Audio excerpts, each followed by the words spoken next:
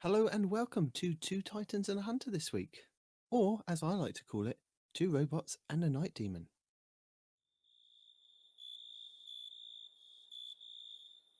One extremely annoying shift later. No, still nothing. Oh well, it is just me this week. So you're just going to have to put up with my voice talking to you all about Destiny 2. Unless I got the date and the time wrong. Surely this is the date and the time that we all agreed on. Maybe I said too early. Maybe I didn't. Who knows? Добро пожаловать, комрадс. Two Titans and a Hunter. A Destiny 2 podcast. Dedicated in bringing you all the latest information, news and opinions. This is the лучшее show for new and veteran people alike. Where we share tips, tricks and tools to help you succeed and enjoy the game even more. Now you know what we do. Let me introduce you to my comrades in arms. The здорово Peroty. The stream America's no one response in real life. And the class and удивительно Nitedemon. До свидания. Oh, there he is. There's my buddy. I was just recording the hotfix in our secret channel. Oh, okay. I didn't even see you in there. Yeah, no, well, I was in this one, and I saw both our other hosts pop up active in Discord and then go inactive in Discord again, even though I was sitting in this channel. So I was like, well, we have a ton to get through and no time to waste. True, that is true. And for some reason, our excess baggage isn't here. So No, so if they arrive, they arrive. But I think we should go hit our TWAB and see how far we get, and then the build crafting we can get to if we have time. But if not, we can hold off on that because it's, we have time before Lightfall drops. So those are all Lightfall changes. And I don't want to confuse the poor Respawn who's going to go, why isn't this live? Why don't I have this new menu in the game on tomorrow when he picks it up? let's face it, he's not going to be the only confused person. No. Every time he does that, though, he does say, well, we spoke about this last week. Why is it not live now in front of my eyes? So, and I figure if he's confused, other people will be confused. So, well, I think he is confused because he's not here. He is, and even after we reminded him last night, going, "Hey, remember, tomorrow morning, look at the channel where we discuss such things." I mean, I even looked in Twitch. There's no stream going on. He hasn't got up and prepared himself. Well, the people get what the people get. Just like there's no Respawn report roundup this week because, honestly, I'm partially a little salty at Twitter for killing all the third-party apps. So I just no longer look at Twitter on my phone anymore or anything other than a computer. And honestly, I did take a glance this morning, and most of Twitter is going, I like this in the TWAB. I didn't like this in the TWAB. I really like this in the TWAB. I hated this in the TWAB. So basically, that's the Twitter for this week. Ah, okay. So speaking of the TWAB, I guess that we should talk about the TWAB. So this week at Bungie for the 19th of January, 2023. Dun, dun, dun, dun. Do we do, like, before we jump into the TWAB, do we say what anyone might have missed? Does anyone know that they might have missed stuff? There's master changes, and I'm sure if they listened to last week's episode, they knew this was coming. Because even Respawn was kind of, huh? What? Yeah, they did. Yeah, there's all the things Respawn and I waffled on last week of going, hey, there's some reduced costs to focus things. They're lowering the door to get into the Grandmaster. Now they're going to smash you once you get into that door, but they're going to at least lower the door to let you in. They made the Gambit Gambit Gilding Triumph easier for people who have just been delaying it. I understand you're waiting to the end of the season to knock it out, so I appreciate them making that change. I appreciate that, yeah. Oh, and don't forget they did go open on everybody and give out all the armor mods that they could. They did. You get a mod, and you get a mod, and you get a mod. But you can't go and look in your collections to see if you've got that mod. You just have it. It's like owning something, but not knowing that you own it. You bought it. You swear you bought it. It's sitting in your driveway, but you don't have a receipt or any paperwork to support this. It's just there. It's just there. You get to enjoy it. And there was some important Bungie store updates. They're not covering them again. So, if we haven't checked them out, you've got to go and check it out, basically. Which I'm pretty sure is just, as Respawn has moaned about, things are taking a while because global supply chain is still not supplying in a chain-like fashion. It's more like a couple links here and a couple links there. Here a link, there a link, everywhere a link. But the thing you order may not arrive for quite some time. That is your update. Also, there's just a bunch of new stuff. That's basically how the Bungie store has always worked. I mean, I ordered a pin once. It literally took 6 months. It was like, where is this pin? I've got an emblem in game, but I haven't got the pin for it yet. It's like, that is ridiculous. But yeah, they just want you to really enjoy it by the time it shows up. Yeah, and there's a bunch of new stuff in the store. And before Lightfall drops, a bunch of stuff will be leaving the store at the end of the season. So if there is a thing, if there's a plush little doggy you want, or a pin, or a shirt, or any of the things you want to order, make sure you're doing that before the end of the season. You've got some time, but just don't wait until the very last second. Is February 28th, 7th? Lightfall drops on the 28th, so the 27th. Normally it's around midnight, isn't it? They say cutoff is at midnight at this time, and like the season ends, kind of thing. So yeah. So don't wait until that end. I'd say you have about 30 days from now. So wait until about February 20th. Not much further than that. Or here, go until Valentine's Day. Do it before Valentine's Day. After that, all bets are off. You're going to forget. It's going to be, February. You're going to be in March. All of a sudden, Lightfall will be here, and you'll go, "Oh, I meant to order my dog," and now it's gone forever. The one thing we didn't mention is the Iron Banner update after 1 week of Fortress. Now, was I the only person that when I saw in the TWAB when it came up and they said we've got this new game mode Fortress and you just wait until Keitel gets involved, and I assumed that there would be Cabal on the battlefield. Just an assumption, because there was a picture. I'm sure, going back in my head, I thought I saw Cabal and turrets, and they were saying you have to destroy turrets and things. I'm like, this is interesting. No Cabal, just turrets. And yes, I did get smashed by the bully several times. As any good player should. Yeah. I definitely remember seeing the turrets, and I definitely remember seeing the drop pods. So I'm sure in all of our brains we were like, "Oh, there's a drop pod. Thus, they're a Cabal. They're going to come out of that drop pod." Yeah, maybe it's that just turrets. Fair enough. And more importantly, the drop pods, the end game boss of all of Destiny. I mean, it does give you a countdown. And initially, I was like, "Do I have to go and stand where it's saying that I need to go to?" I think like many people. Mm-hmm. Go stand here. There's a treat coming for you. Does the treat, can the treat break my Titan bubble? That's what I want to know. Initially, that's what I wanted to know. After getting smashed the first time, I was like, can I just stand here with the bubble? No, I can't. Can I stand here in a Warlock well? Nope. No, not even that Warlock. So there you go. Nope. I've answered those questions for you. Swishes the sword, splashes the well, and then you're just dead. Oh, and don't forget, there's a friendly reminder from the security team. Don't mess about. If you've been banned, it's because there's a definite reason why you have been banned. There are many things that they do to find out that people are being dodgy and silly, and just don't do it. Yeah, and a reminder: even if it's still your account, whether, as I say, your fingers are on the keyboard or the controller or not. So if you've given your account to somebody else to say, "Hey, do this for me, run this raid, take me Falls and Trials. Hey, I'm going to be out for the weekend. My buddy's going to do this thing for me." Just remember, if you're giving your account away, you're also responsible for anything that person does. And if they do a naughty thing, it's still you who are going to get blamed for it. Exactly. So just don't do it. It's not worth it. Oh, and you sunk a lot of time in. Did you catch the trailer that came at the beginning of this week with going to Neomuna and seeing the environments? Because if you missed it, I almost missed it. I almost missed it, but I did open YouTube, and the entire front page was this trailer in about 77 different languages. So I made sure I saw it. Which language did you pick?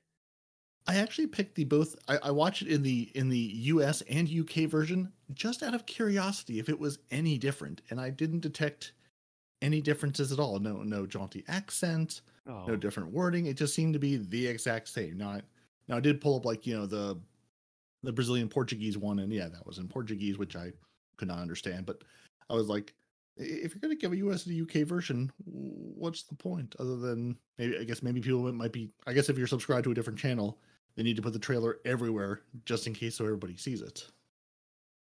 true. But yeah, it's very interesting with the different environments and just.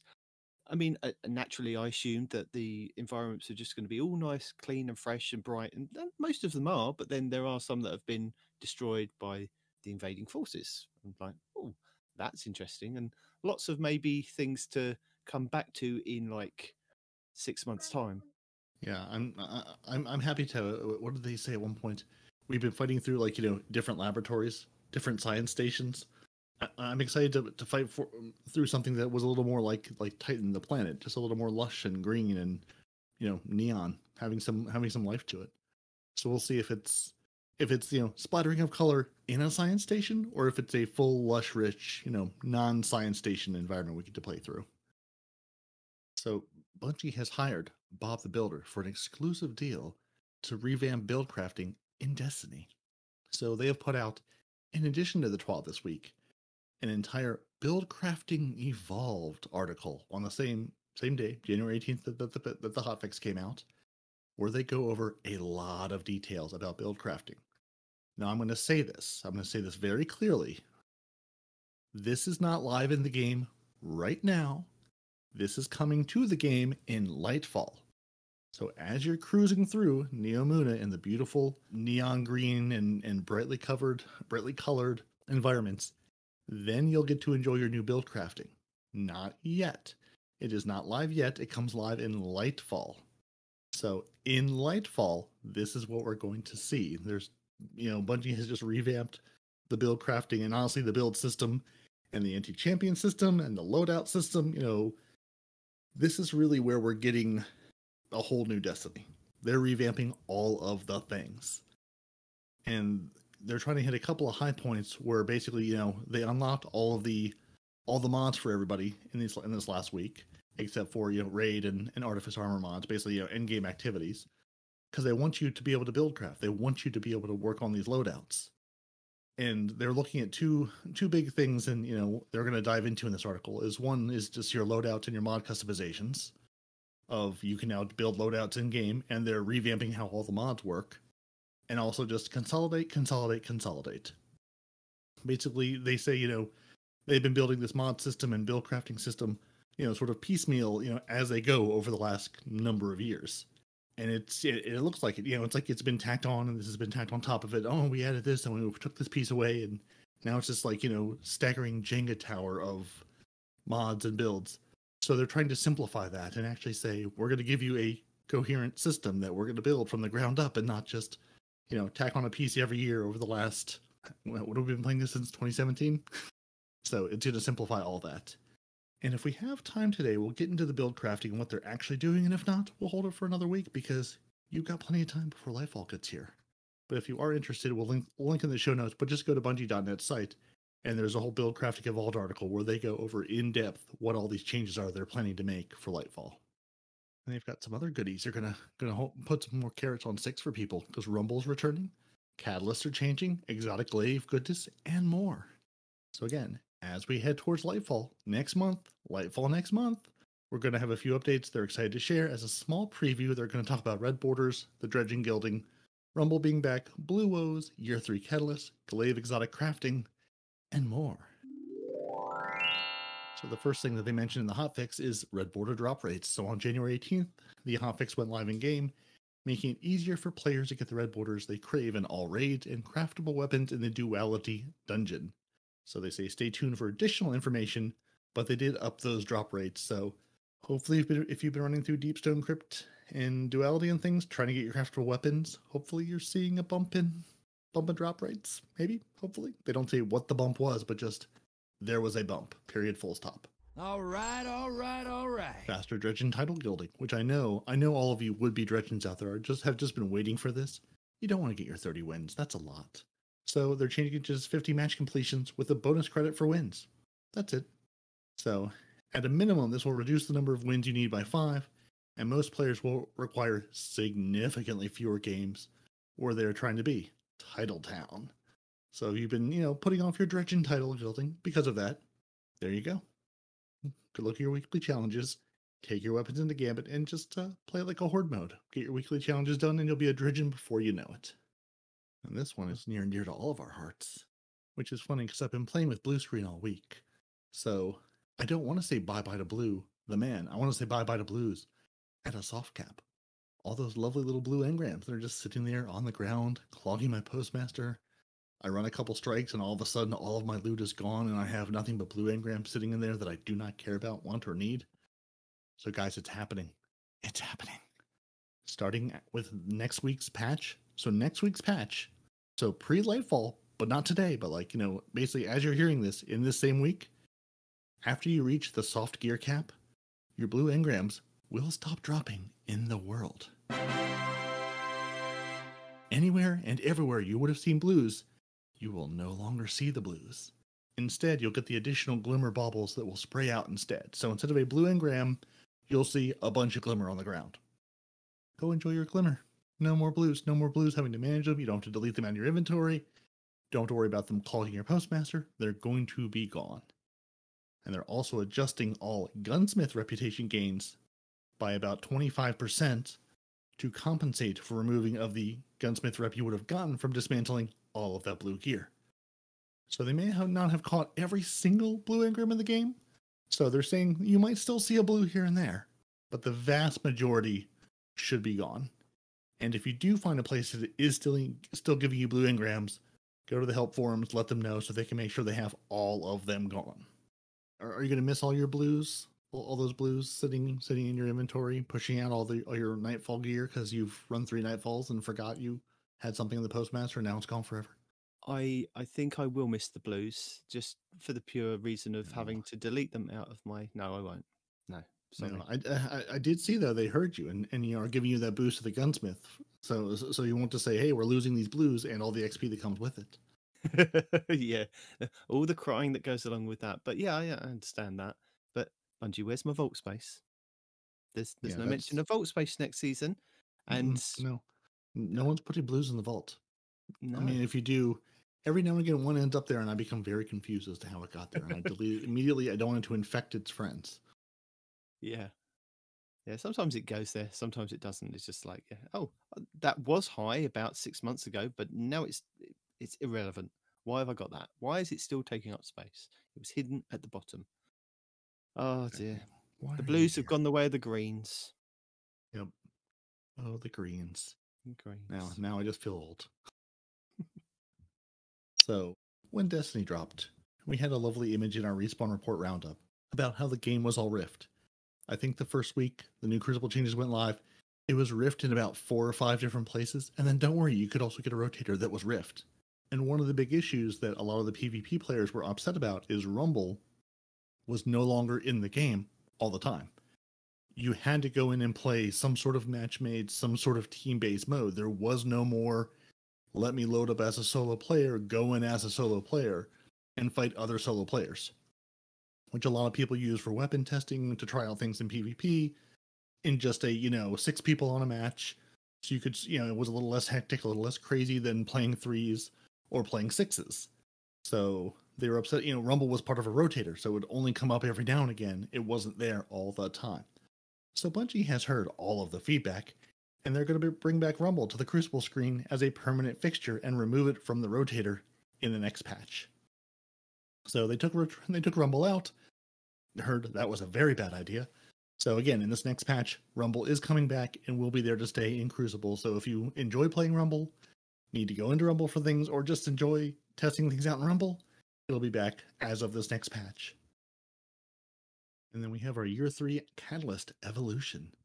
So the Catalyst quest for the Year 3 Season Pass exotic weapons, that's the Ariana's Vow hand cannon, the Symmetry Scout Rifle, and Tommy's Magic Auto Rifle, and everyone's favorite, the Witherhoard Grenade Launcher.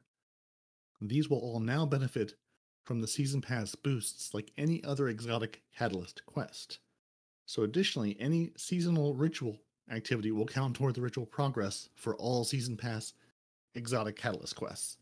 So basically what this means is as you're working through the season pass, there's nodes you can unlock that will say, basically it gives you additional XP towards your catalyst quest.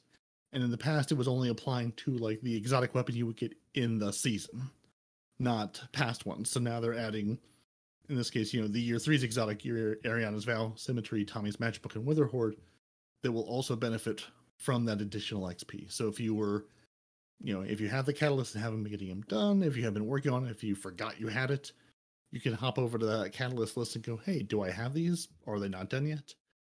Grab them into activity in your work your way through it. The Witherhoard catalyst is absolutely worth having, and especially with the grenade launchers where they are this season, with Weekend Clear particularly, is absolutely worth your time. Ariana's Vow can be a lot of fun and has anti-barrier intrinsically. Tommy's Matchbook has always been a weird one. There's a couple builds out there where you can use it in the fire, but it's a weapon that as you shoot, it starts to kill you. So you really sort of have to balance it with some healing. And the Symmetry is just a fun ARC Scout rifle that has a sort of a Skyburner's Oath-esque like tracking mode you can stick it into, or you can use it just as an ARC Scout rifle. So fun times either way, but if you have this catalyst, you can get to the end of those a little bit quicker now.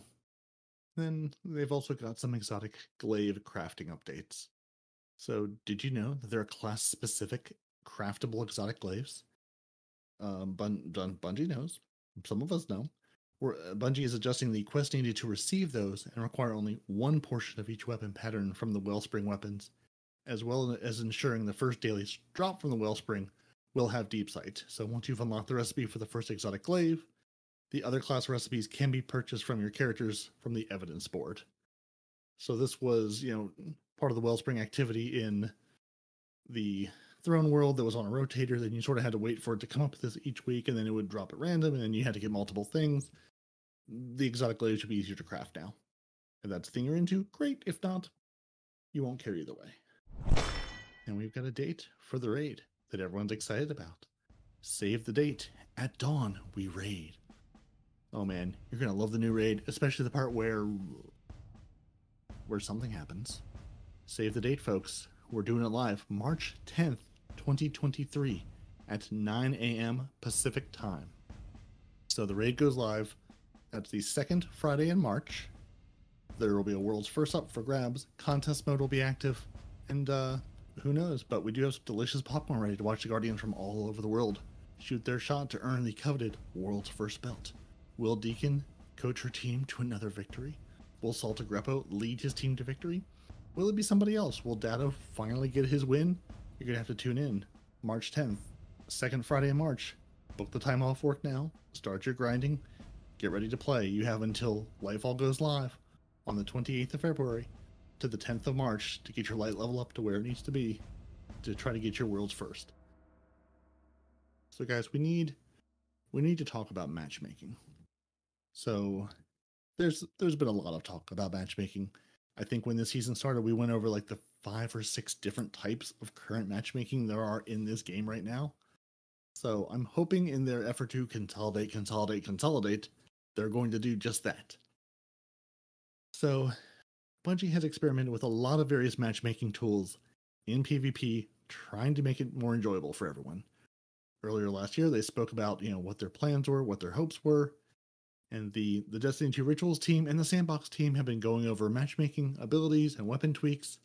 So first, they're going to take a look at matchmaking.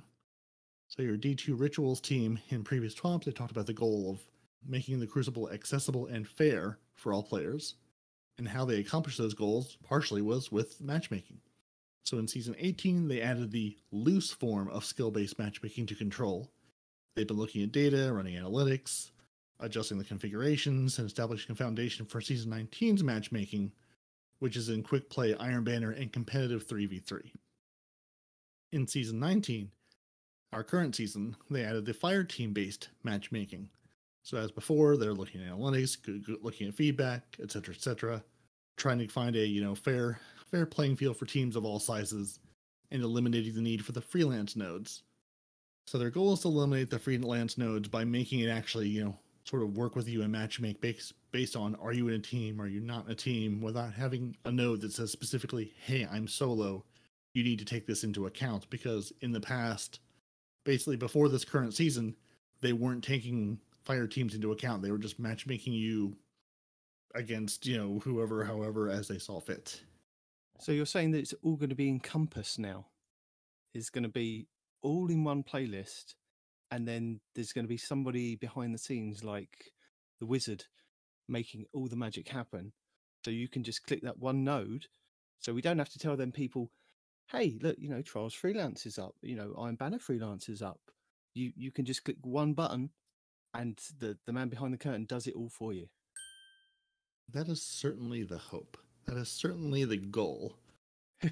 We'll see if we get there. They have some lovely charts and graphs, and now they're going to talk about the dynamic skill matchmaking. So DSM, which is also the book where all of the therapists and psychiatrists use to diagnose you. Which I think, if you're playing PvP in Destiny, you might be in the DSM somewhere. So the next feature is dynamic skill matchmaking. It's geared towards improving matchmaking if you're in a low population skill bracket or during a particular low population time. So, basically they say they're aware of the current status of matchmaking, all the matchmakings, and are continually working towards it. And they have this graphed mean prediction accuracy of it was at 66%, and now it's at about 60%. Do you understand it? Because I don't understand it. Not really. So the graph below displays our prediction accuracy for control before and after season 18, where they did the loose skill-based matchmaking. Oh, okay. So the drop in accuracy is a strong indicator that our current implementation is headed in the right direction. Or you've lost a lot of Crucible players because of it. Yeah. I don't know. So their data point, this data point is their matchmaking, is their match outcome prediction. So they're using an algorithm to considers multiple variables, blah, blah, blah, to predict the outcome of a match. So they're so it looks like their goal is to basically get a 50-50 match, get two teams where each team has about the same chance of winning.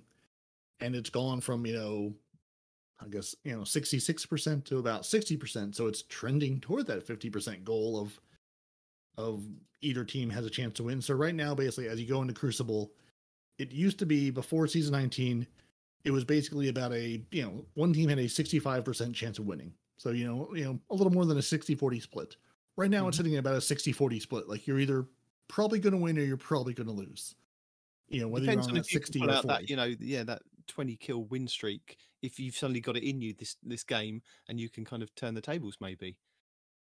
Yeah, so that's their goal, is to try to get to 50-50, where two teams enter and one team leaves and they have about the same chance to win, which I don't know if you're ever going to get there. I mean, it's a worthy goal, I guess, but it's a lot of, you've got, 6 or 12 people you're trying to figure out, and one of them may be a trials god, and one of them may be drugged by their friends going, come on, let's play some PvP, and hate it and will absolutely, not participate or do well because they don't care for it.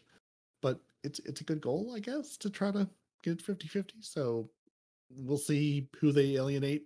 And maybe maybe in the process of alienating everybody who wants to play PvP, you will get to 50-50, because everybody who will be left is the ones going, okay, yeah, fine, it's better now, because everybody who really cares about this is gone. Yeah. I love it when they do these little graphs. It's like, I appreciate you giving us graphs, I guess, but I'm not sure if they're the most helpful.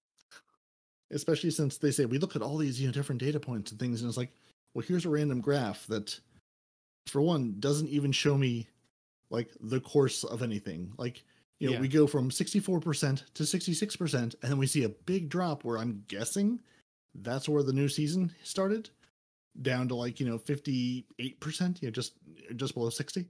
Yeah. But they don't have an axis. We have our y-axis for height of the number of percents, but then we don't have an x-axis of what is this time we're measuring against. Like, it's clearly time, but where does it start and where does it end? Is it 1 week? Is it 6 weeks? Is it a year? How? Bungie, we need 2 axes for a graph to make sense. like we've done this before. Like, it doesn't help me to give me one axis and then some amount of time. And they've I done mean, the same thing with this yeah. other one. I was going to say they did the same with the next one, and it looks like it goes from one season to the next season, and there is a drop in what they actually kind of implemented with Glory and freelance playlists. So if you understand the graphs better than us, the 12 will be linked in the show notes if you want to have a look at it. But I think the long and short of it is that the change, they're trying to kind of justify the implementation of the way that they kind of worked out the matchmaking behind the scenes. You know, up to season 18, it wasn't kind of what they wanted. Season 19 was kind of getting there, so it's basically showing that it's all heading in the right direction for them anyway. Not necessarily you, the player, but for them, it all seems to be going in the right direction. So, I mean, let's give them, a couple more months and see how it kind of pans out. I think is probably the best thing. Yeah, they're happier with the metrics now. Whether it's metrics that, again, just like everything else, you're never going to make the high skill and the low skill and the medium skill players all happy. You're going to make somebody happier than others, no matter what they do. It's just, where does that balance lie, and can you find a happy medium between those? Well, there's no happy medium between airborne effectiveness. So let's have a chat about that, shall we? So yeah, airborne effectiveness, another topic that everybody universally loves and understands. And yeah, I think we have covered this, that Bungie, I think it was Chris Proctor and Mercules when they were on the Firing Range podcast a couple of months back, when I listened to it, and I did mention it. If you guys didn't listen to it, it is out there. But they were saying that because they implemented certain weapon changes and crucible changes and the airborne effectiveness all at the same time, it kind of jumbled things up and kind of made a mess of things. So it was something that they wanted to get done, but it just all kind of hit ahead at the same time. So again, we're going to talk about airborne effectiveness, and yeah. So it was introduced in season 17. If you weren't around before that, then yeah, you don't know any better. But yeah, we kind of didn't have that much of airborne effectiveness. It was like, yeah. So they wanted to implement it and kind of make you work towards building a character that if you jumped in the air and you had a weapon that had a low airborne effectiveness, you had to kind of build into that character and add mods and add different build out loadouts and things to it. And then they changed their minds, and then they kind of did some more higgledy-piggledy stuff with the weapons, and I think it's slowly getting there.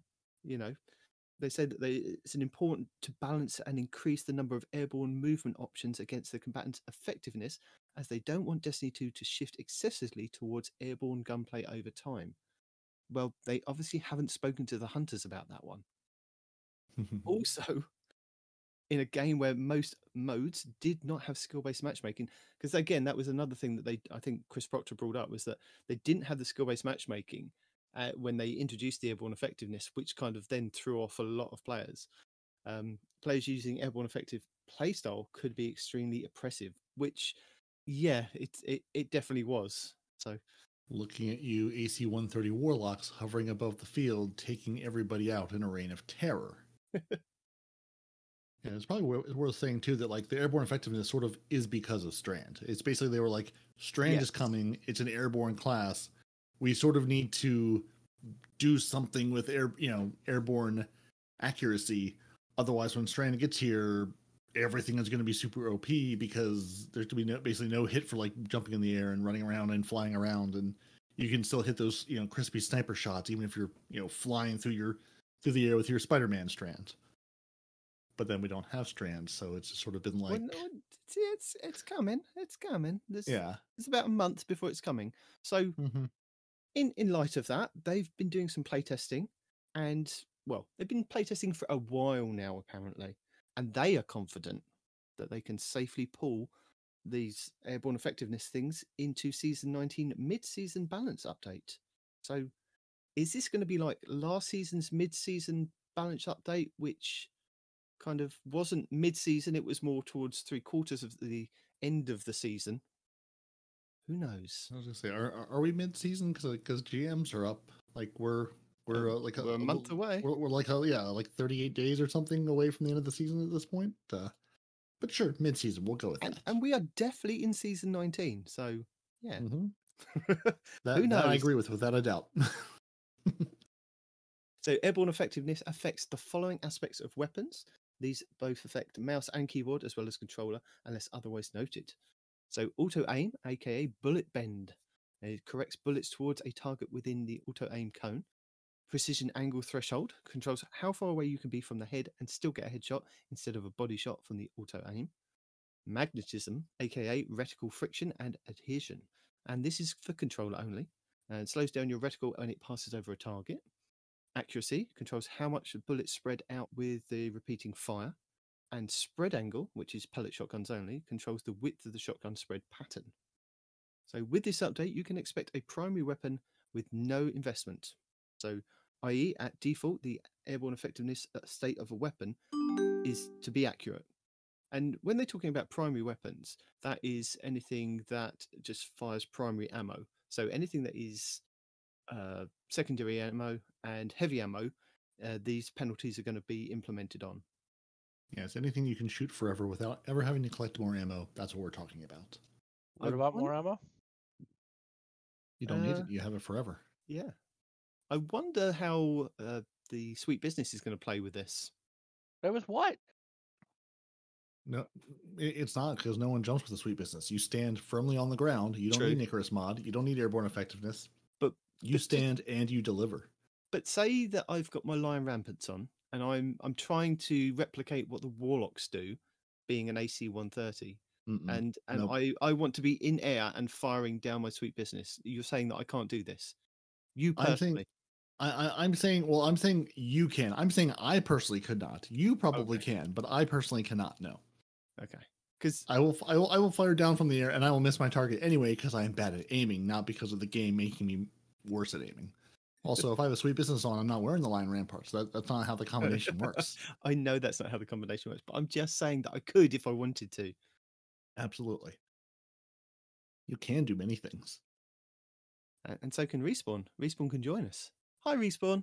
Welcome to the show. No, I've been asking you what you've been talking about, and you blatantly ignored me. No.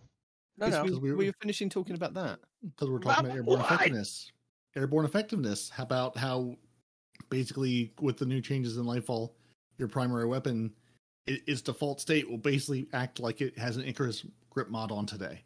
Oh, yeah. The auto aim angle is also slightly improved, and the magnetism penalty has been eliminated. Ooh. So, does this microphone make me sound echoey?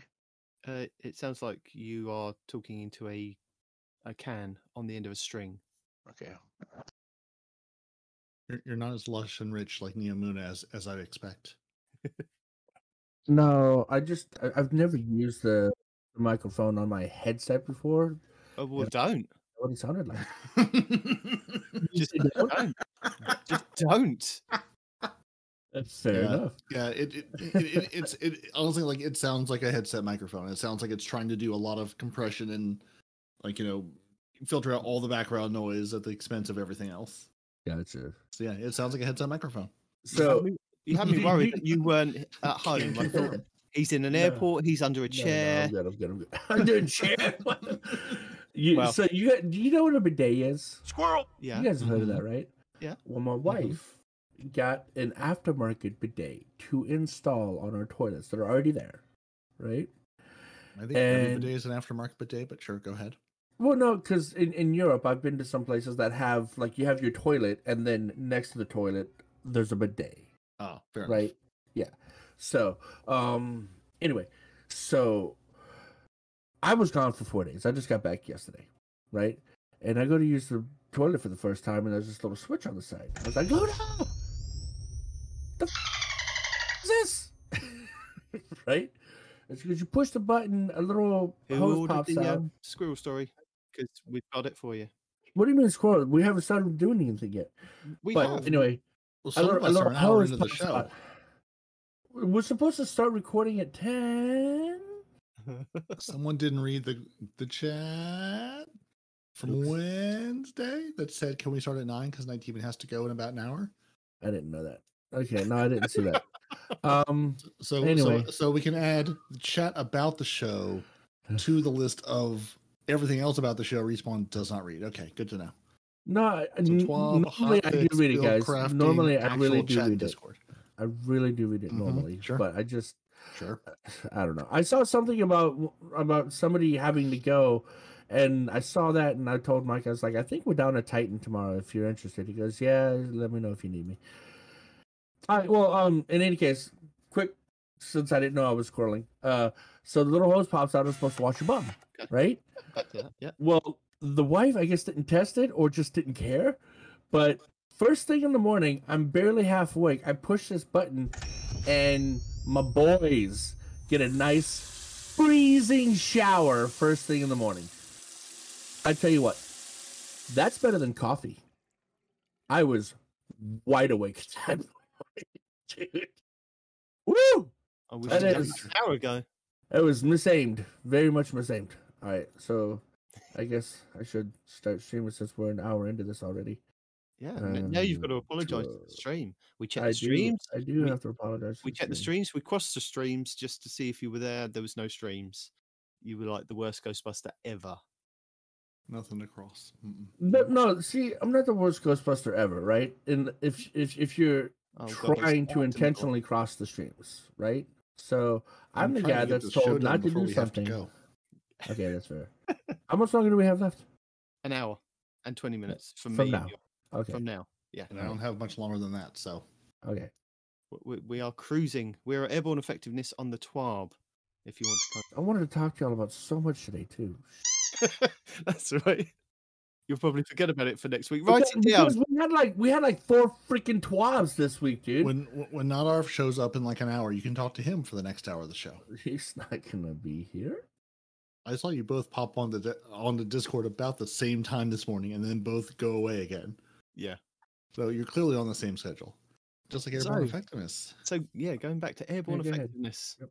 Instead of relying on accuracy and aim assist penalties, we're requiring more precision to land crits when airborne. This means your gun will behave more like they do when grounded, except that you must aim right at the head to get the headshot unless you really build into airborne gameplay. One side of the effect of this change is that airborne gameplay on controller should feel better than ever before.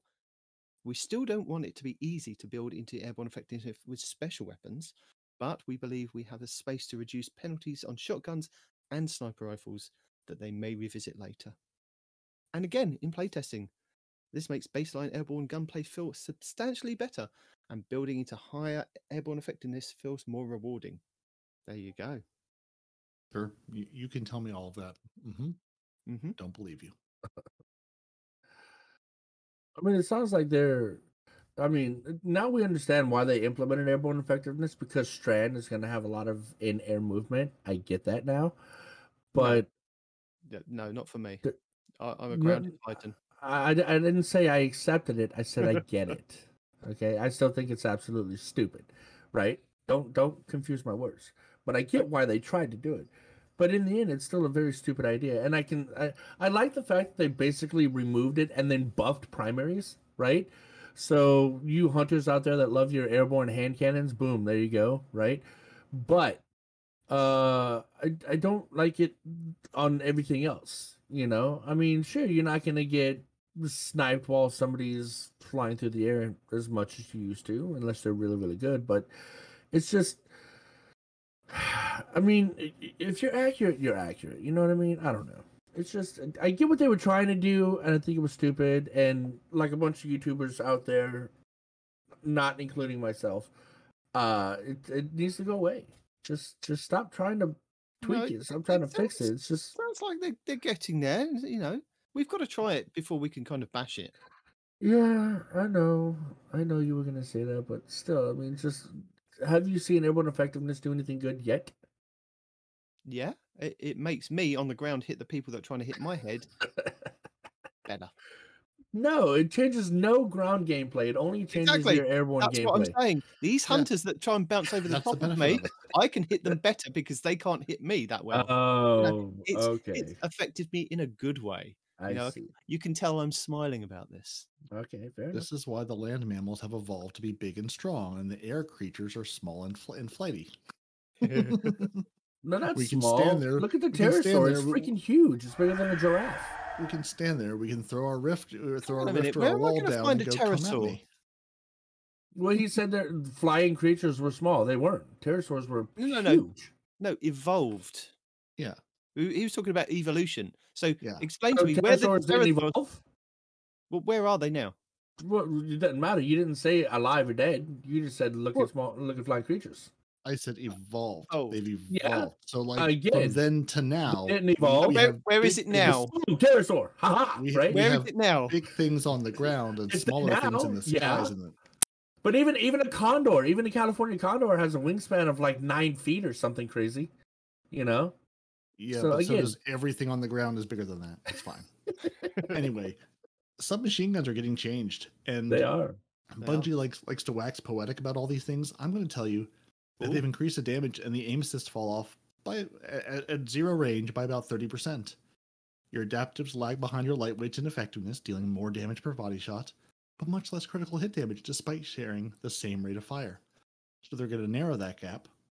They've increased their critical hit multiplier, which makes them feel more rewarding than skilled hands, and increase their lethality against certain resilience values. So they've increased the critical hit multiplier from 1.44 to 1.5. Ooh. And they've inadvertently skipped the forensic nightmare when we adjusted the zoom of the other SMG, so they're correcting that oversight and giving the forensic nightmare its zoom from 13 to 14. So now it'll be up there with its friends. Yeah, but you didn't explain why. You have to explain why, because We don't have to SMGs explain why, because no one's going to SMGs no one's going to care why. They're just going to say these They numbers have do. changed, and they're going to wait for someone on YouTube to tell them what that means to them. But to Bungie, it's because high stat range SMGs outclass all other SMGs and low range auto rifles and hand cannons. That's all I was going to say. I wasn't going to go into all of it. I'm just saying that's the reason. Perfect. No notes. So would like to tell us they're making changes to pulse rifles, because pulse rifles are very good right now. I love. Oh, I love pulse rifles. That And scared me too. someone might be dead. So in general, they've reduced the aim assist fall off start at 100 range by 10%. The BXR Battler is by far the most effective legendary pulse rifle, in large part due to being extremely strong up close with the legendary frame intrinsic and high lethality at long range with the best in family zoom. So they felt that the fantasy of the gun fit better with a CQB hipfire aggressive style of gameplay. So they've brought down the zoom to be more closely standard match of the lightweight pulse rifles, which will open up some spaces for other options to work in. And they've reduced the BXR Battler zoom from 20 to 18. Very nice. But the problem isn't the zoom. Quarters battle? The problem isn't the zoom. The problem is its hip fire accuracy. Like if you're watching people like Grenader Jake and whatnot, and I mean, yes, they're good YouTubers anyway, right? I get that. Shut up.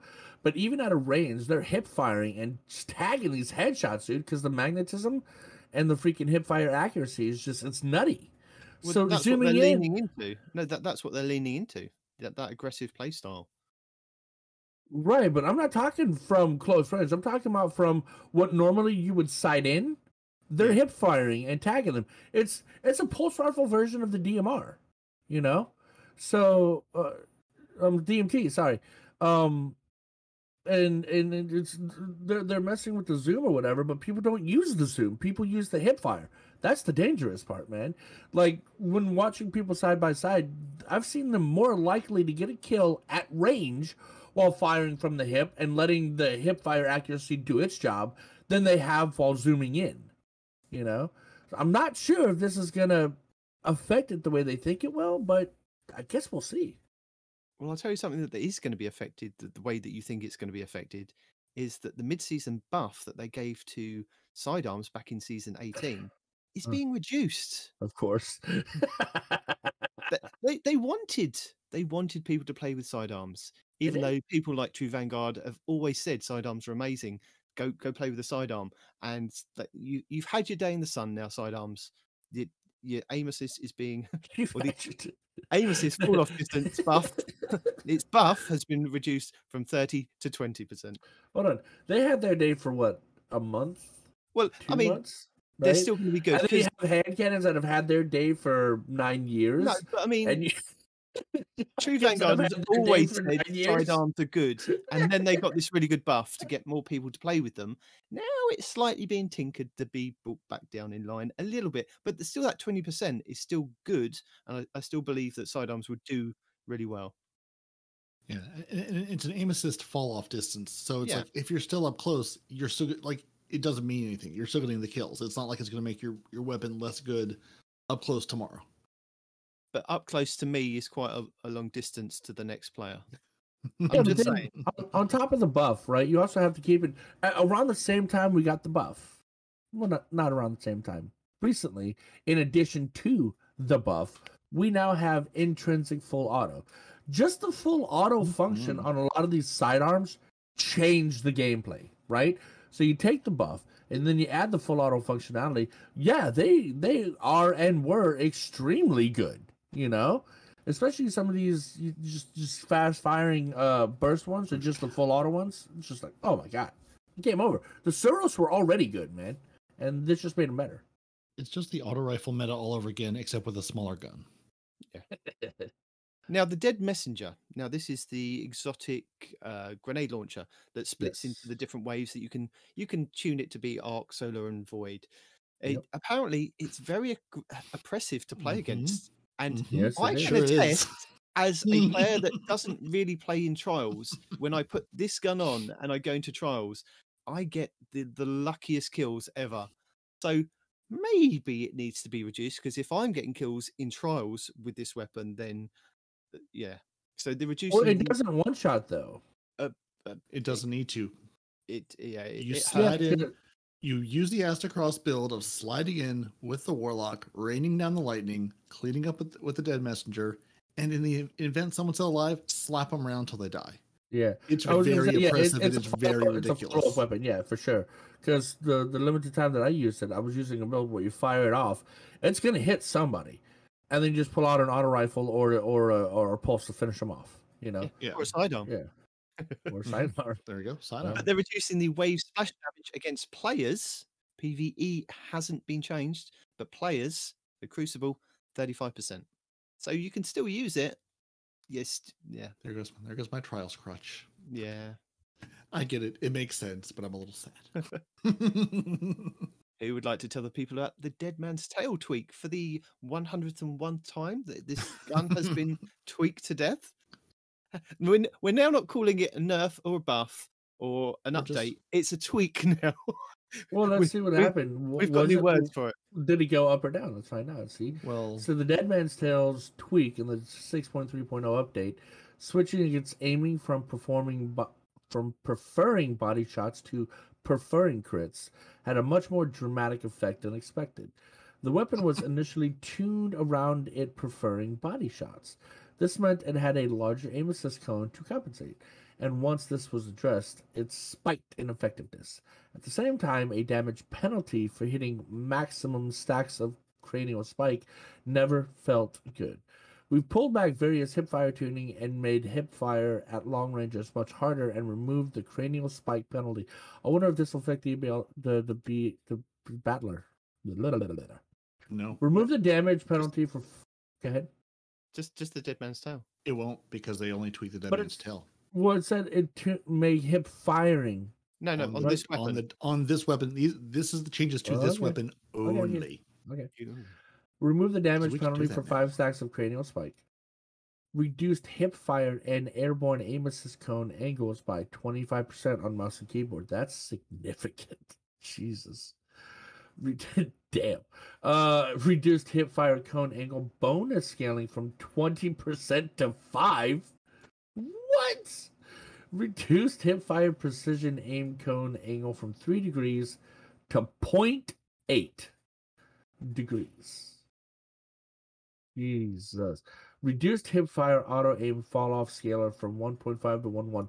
Are they just trying to kill it entirely? On mouse and keyboard, yes. This weapon is completely oppressive in PvP on mouse and keyboard. Like, this is the go-to weapon. And they're like, no, we're tired of that. We would prefer it not to be a ridiculously oppressive weapon that you must use to go into PvP with on mouse and keyboard. So yeah, absolutely, they're coming for it. Now, I know you guys have been around since Destiny 1, so Yeah. some of our listeners may not have been around since Destiny 1, but what makes me laugh is if you replace Dead Man's Tale tweak to the last word tweak, this reads exactly the same thing, exactly the same problem that we had with the last word in Destiny 1 and then Destiny 2 with, oh, we want it to do this, now we want it to do this, now we want it to do this. It's like, how do you want me to use this weapon? I've been using it as like a quick fire, bang, bang, bang, headshot. Now I need to zoom in. Now that was oppressive. Now I need to take it back to being hip fire. Oh my God, what do you want me to do with this gun? It's like... They want you to use a different one. Yeah, yeah, exactly. They would prefer you take my tactic and just put it in the vault and never touch it again. Right? And say you've earned it, you have it, but you're not going to actually use the thing. That's what they would like you to do. And what's hilarious about this is, hold on, let me find it.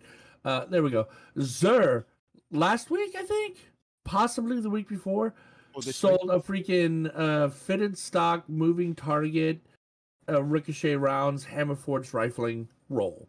And so he damn near gave a god roll just before they nerfed this into oblivion.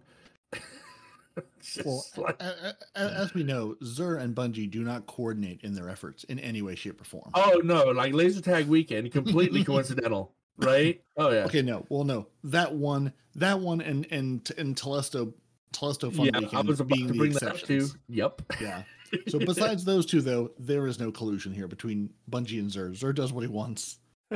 and so do the PvP community, ultimately. And something that Bungie didn't see coming, but they're seeing now, is the Revoker. The usage in Crucible is being, exponentially used because of the older sniper that gives you the rounds back? Because the power level was removed from, like, and normal Crucible. It's extremely strong with the Reversal of Fortune perk. Oh, absolutely. Anything with ammo economy in any Crucible is going to be huge.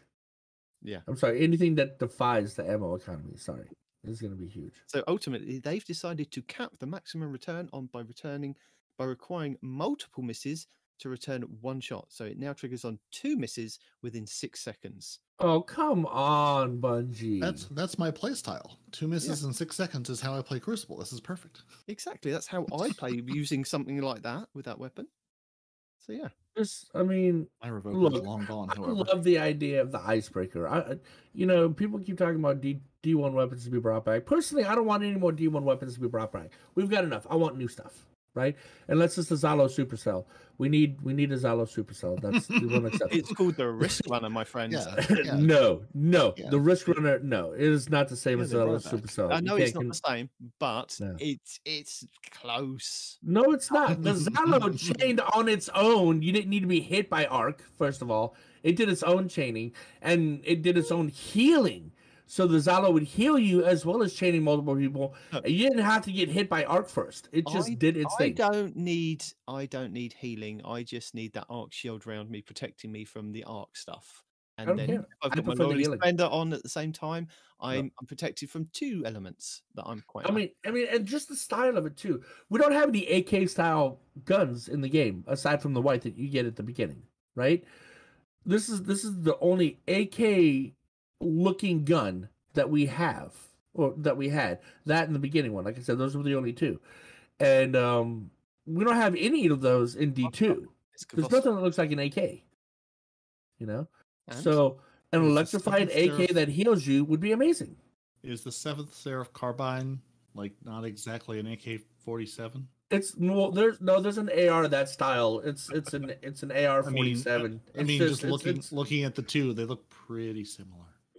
Because it uses an AR top and it uses a magazine from a freaking you're just looking at the banana clip. That's what's got you is the banana clip, and it's not. There's way more differences between the 2. But look, whatever. You two talking about weapons, You two talking about weapons and all the different archetypes of them. I'm like, Homer with the little monkey in his head going, I've no idea what these 2 are talking about. Yeah. You know what an AK-40, you know what the Zalo Supercell looks like? It's an auto rifle. That's all I know. It shoots bullets really, really fast. I can Google and look at pictures. I can also look at the future. I can Ooh. see the Yeah. future. Can Can you you see the into future from here? I can't, but can you? I can see the Is it future. a Respawn, Lightfall? can you see the future? I can see it all Yes. the way into Lightfall and the heavy weapons balance pass that's coming, and adding subclass 3.0 verbs to several exotic weapons, Oh, tuning that- kinetic weapons, and adding a new perk to make kinetic weapons even more valuable. So in the post-Lightfall seasons, post-Lightfall into the future. Ooh, what far future then? that, We're- that we're means after basically- February 28th, for those of you that don't know No, when it's coming. no. This means after September, October, November next year. Oh no, sorry, this year, 2023. We'll Deep go with future. then. Probably. Yeah. So we're going to, in the deep future, see more substantial changes to hipfire reticles, with the goal of exposing more information about the specific weapon, more information specific to weapon types or exotic functionality, a full auto melee setting. Okay. Sorry, what? That I would just prefer tightened for if me. I would I think I prefer just if missed over that. What? a What? full auto melee setting, which honestly, if my melee is connected, I'd be into, but as they don't connect half the time, full auto's not going to help me. Well, then you'd want to do this. That way you don't have to keep pushing the button. Just hold it down the one. Yeah, no. Another set of craftable reprised raid weapons with an origin trait, similar to what they did for the Deep Stone Crypt in Season 19. So a different different raid with different reprised weapons, Yep. regular seasonal and mid-season balance changes, and more. So Ta-da. what we did and more of it. And also one more change, the Titan Ramparts, which I assume is not coming in the deep distant future, but they just sort of tacked it on to the end.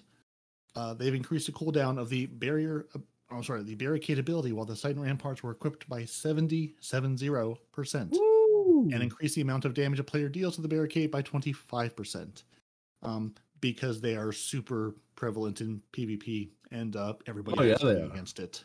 Oh yeah. Yeah, it's So they definitely a don't trials say- meta thing. I've seen quite a lot of. Yeah, so even though it's sort of tacked on to the end of the future, I'm guessing that is not coming in the future and coming more like soon, but they don't tell us. So Look yeah, out for at it. some point. Yeah, and we'll Did tell you you guys when already cover the hunter changes? there's hunter changes. No, it's coming up now. Yeah, there Oh. is. I don't know. There you go. We're in abilities. Are you talking about patch 6.3.0.5, the week of January 24th? Oh yeah, there it is. Okay, well Yep. tell us about We're the changes. releasing 'Cause some I ability don't know what's coming. changes It's that a we've been surprise. playtesting in Lightfall to address some outliers in both PvE and PvP. In the Crucible, class ability uptime has inflated significantly over the course of last year, so we're increasing base cooldown of Barricade, Thruster, and Dodge by 20%. What's Thruster? I know what That's Barricade is. What That the is hell something on the Thruster? Warlocks. This is why you are confused. Is that their jump? No idea. Is that not the I don't know. thruster? Is that not the arc Titan dodge? I have no idea. That's what Maybe I it's read it that. as. It might be. It might be. Because you can use the barricade or the I'm gonna basically Titan jump jet dodge the side thing. Either Well, way, they it's mean- all getting decreased by 20%. Oh yeah, which means about 2 seconds.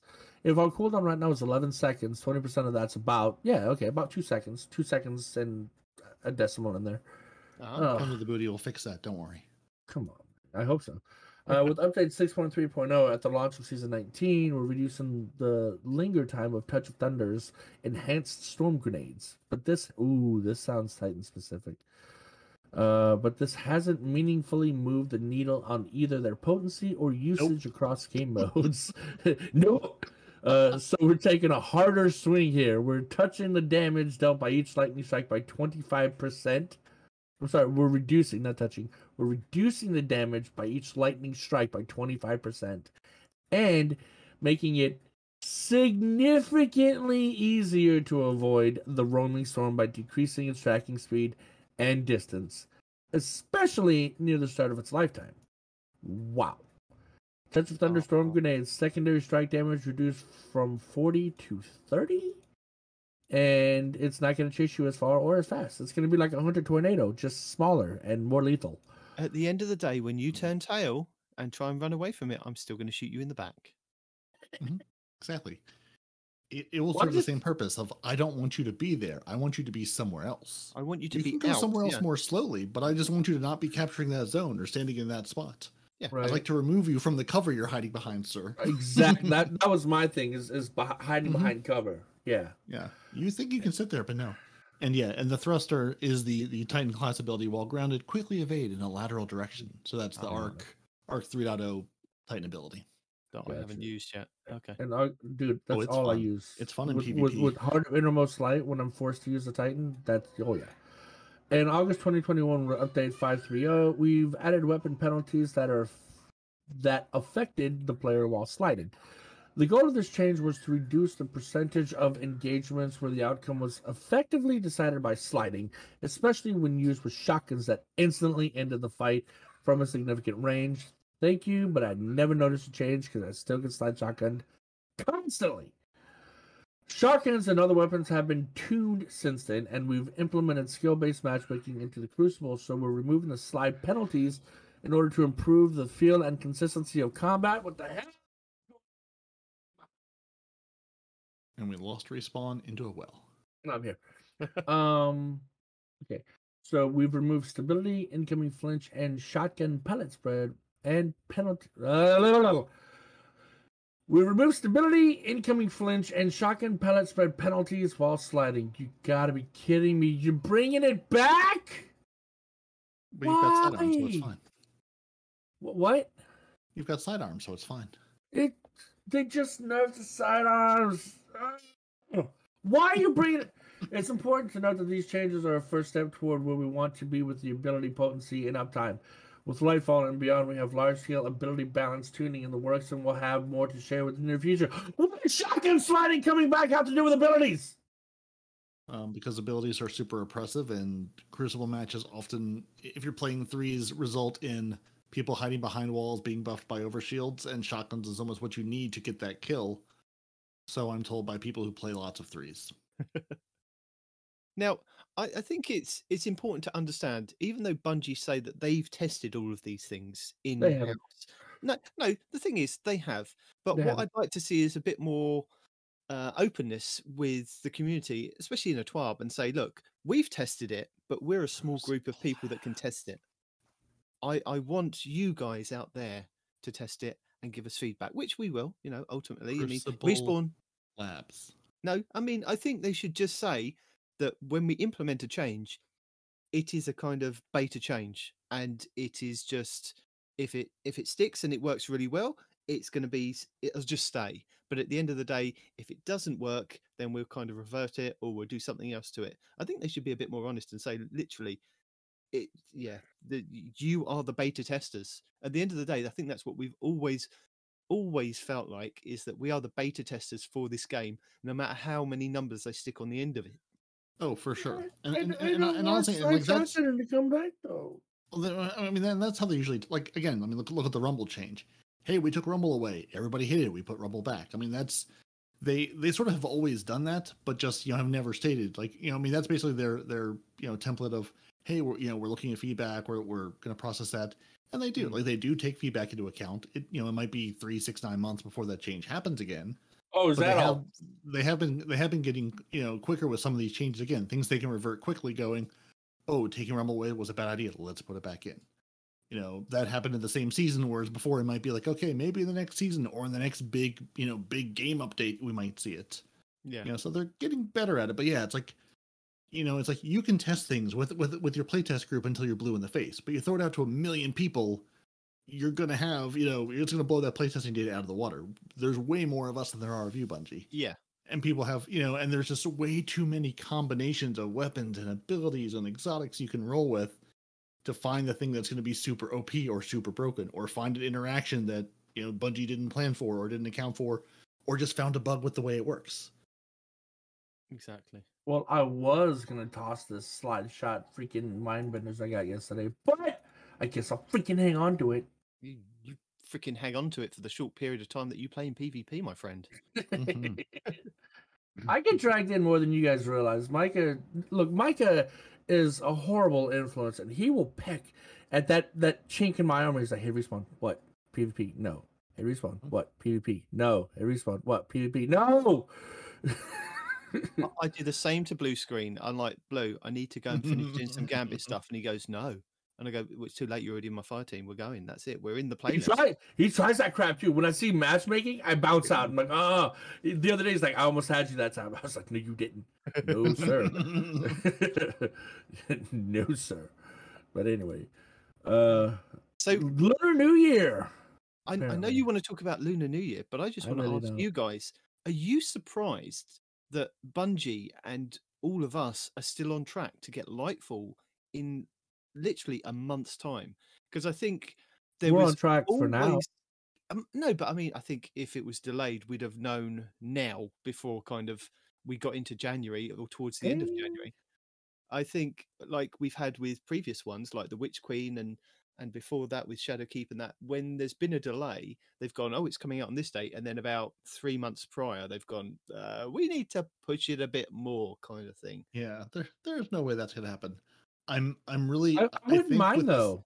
I think with the Stadia I think with the Stadia shutdown being so close to now, I think that helped. Because I saw, I can't remember who it was now, one of the Bungie leads is being like, hey, like we couldn't have shipped Destiny like we did over the past 2-3 years without Stadia. Like it was a huge boon to their development, and I'm sure a lot of other studios as well.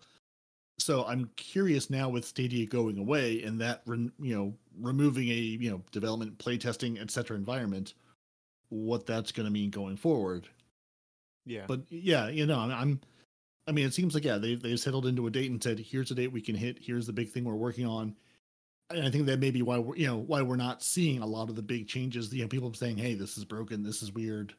We're not seeing as much maybe love to the game right now because Destiny 3 is coming. Lightfall, the next big thing is coming.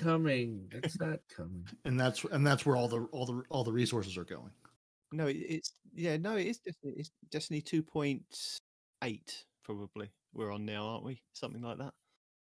Whichever the expansion. But like, would you mind if it did delay? Because you know I wouldn't, because I've still got triumphs and things that I need to get done. That too, but I'm just thinking on the terms of I'd rather it be late and then fix bugs before they become apparent. Than them release it with I'm bugs. panicking about triumphs and things to get done. I've got 4 weeks to get a lot of things. You've also got 9 kids. Make them do it. I mean, when the just like we said, when the game hits the player base, that's when we're going to find the issues. Like they can playtest forever, but like when the game goes out to 1 million people, that's where you're going to find the rest of the bugs and address them quickly. Sure. So yeah, I'm happy to get it into our hands quicker. Let us deal with we know there's going to be day one issues. I mean, heck, we have a whole new subclass coming in with Spider-Man powers. So we're gonna see weirdness. We're gonna see stuff wonky. So get it into our hands. Let us play with it, and then fix it from there.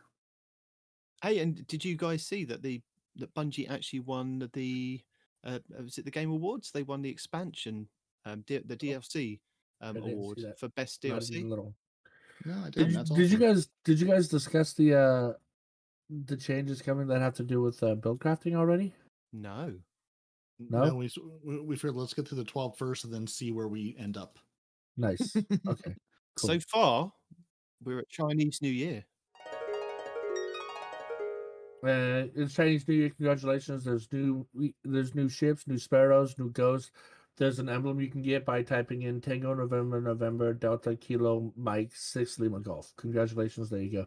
Unclaimed Older Prime gaming loot is about to expire. Whoa. Did you get your free Bright Dust? Respawn. Did you get your free Bright Dust? I did. Like, what was it? 5,000 or something?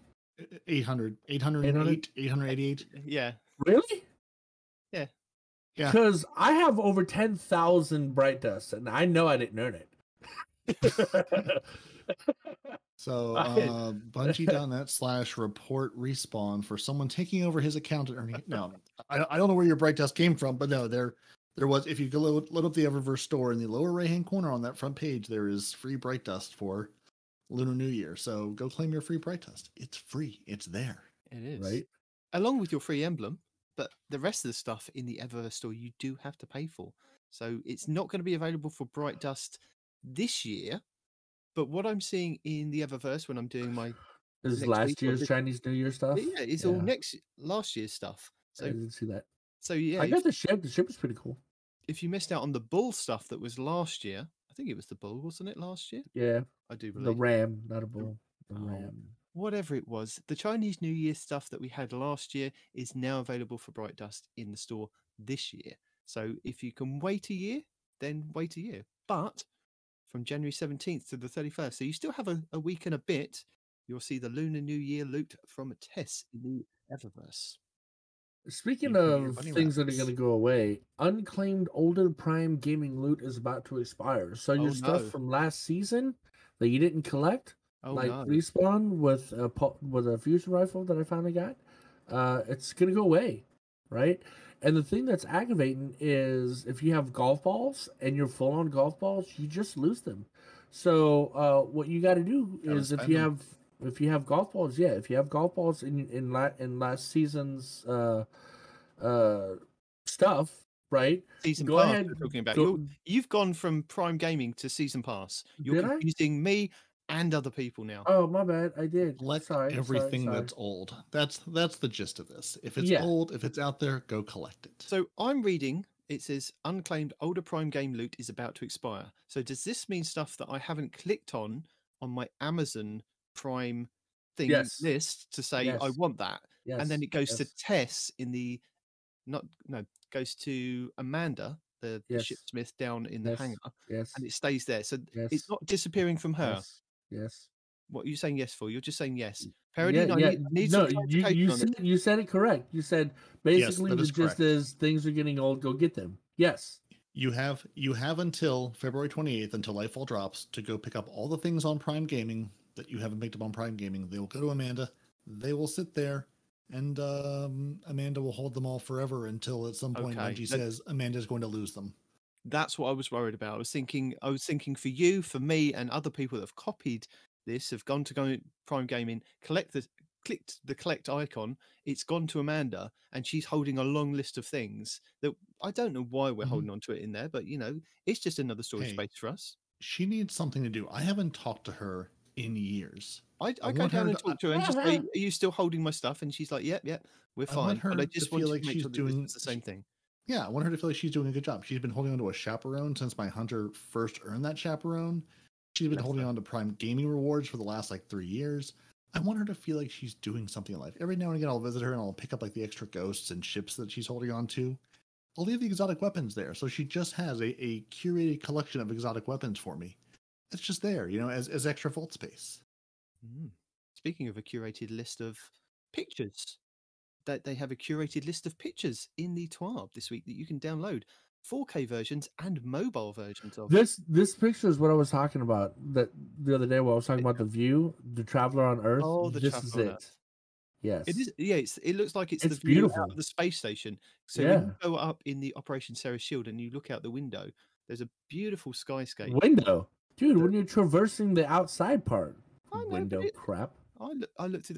I haven't got time for that point. I'm jumping when I'm getting to that point. We don't look at anything else apart from the red flashy lights because that's where it sends you. So you follow the red flashy lights. But the window, I look out the window, go, "Oh, look, that's nice." It's beautiful, dude. It's gorgeous. I love this picture. I love this view.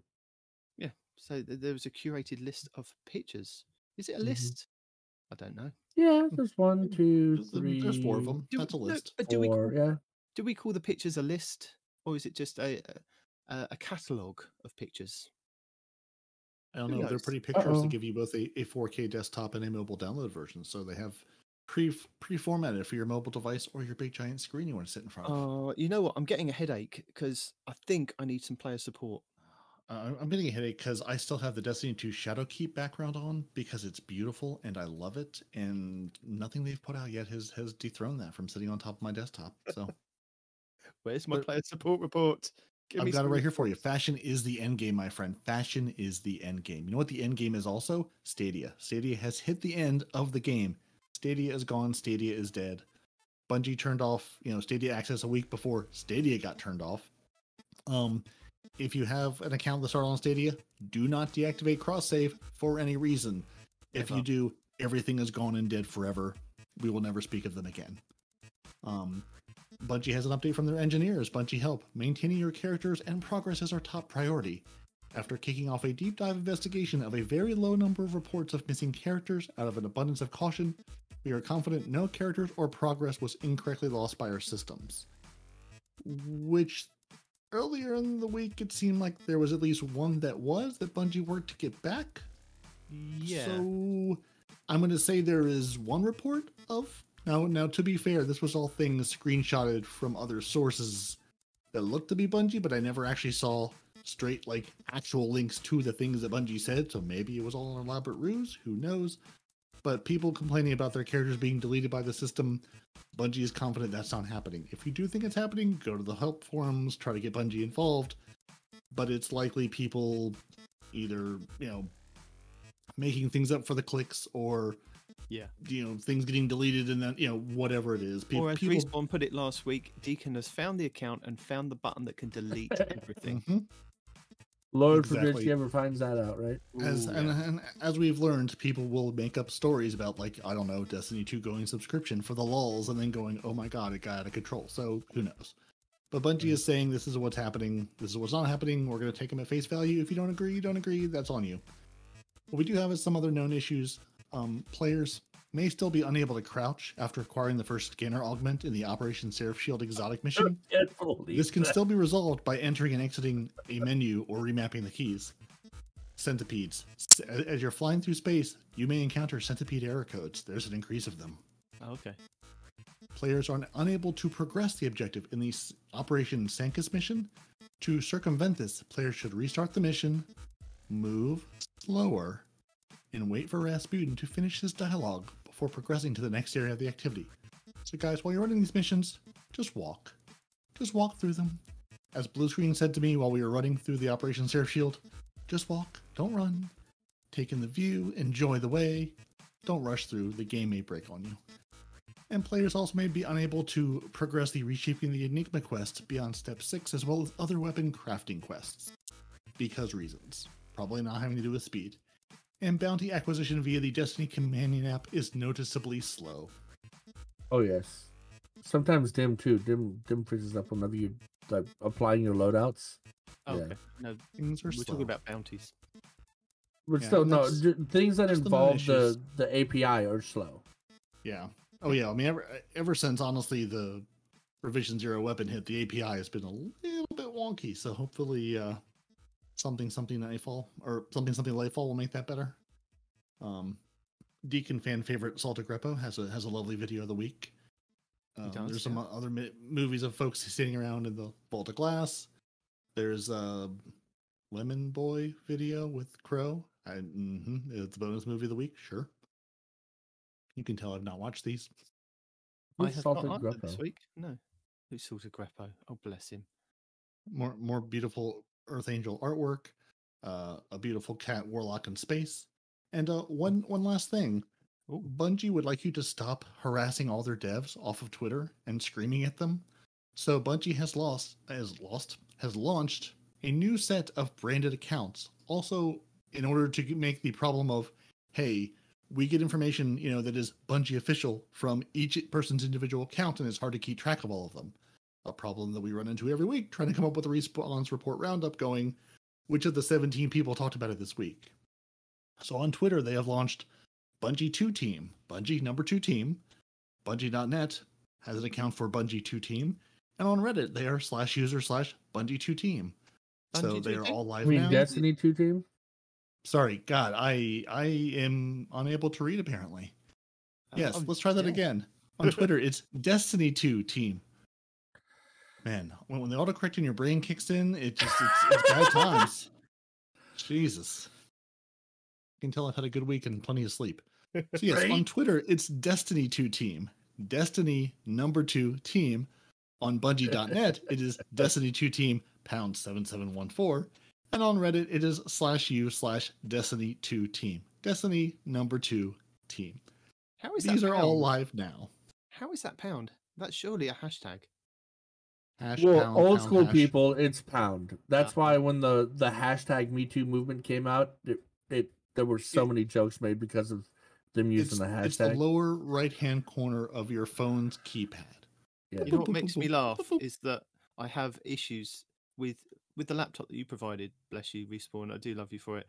That I have to go to Google and search £, and copy and paste a £, in any document that I'm writing with a £, because there is no £, on this laptop. It's Does not. $1. It's not on the 3. No, it it's should not. always be on the 3. It's got It's to not on be. the 3 no, key. you know, like an English pound sign. Oh, Not a hashtag. oh Jesus! Well, because it's an American I know, keyboard. that's what I'm saying. It tickles me every single time. I was like, there was absolutely a pound sign, right? Not your No, what bags, you could the also other do is bags. just look up the ASCII code for it and just do the 3-button combination for it. Oh my word, that just sounds. No, I'll just do copy and paste. It's fine. No, there's that's so macros funny. on the keyboard. Set a macro just for that button. All right, Macros have the on macro do like Look. Control Alt 78 or whatever the No, hell the no, ASCII no, is. I can't do macros anyway. No, Respawn, just go into the key mapper and remap the $sign key, the Shift 4, to a pound sign, and then you're all set. And then you'll have your pound sign on 3 and your pound sign on 4. Right. Depending which country you live in, you have all the pound signs. So So many yeah, pound so signs. but Bungie, the company, has launched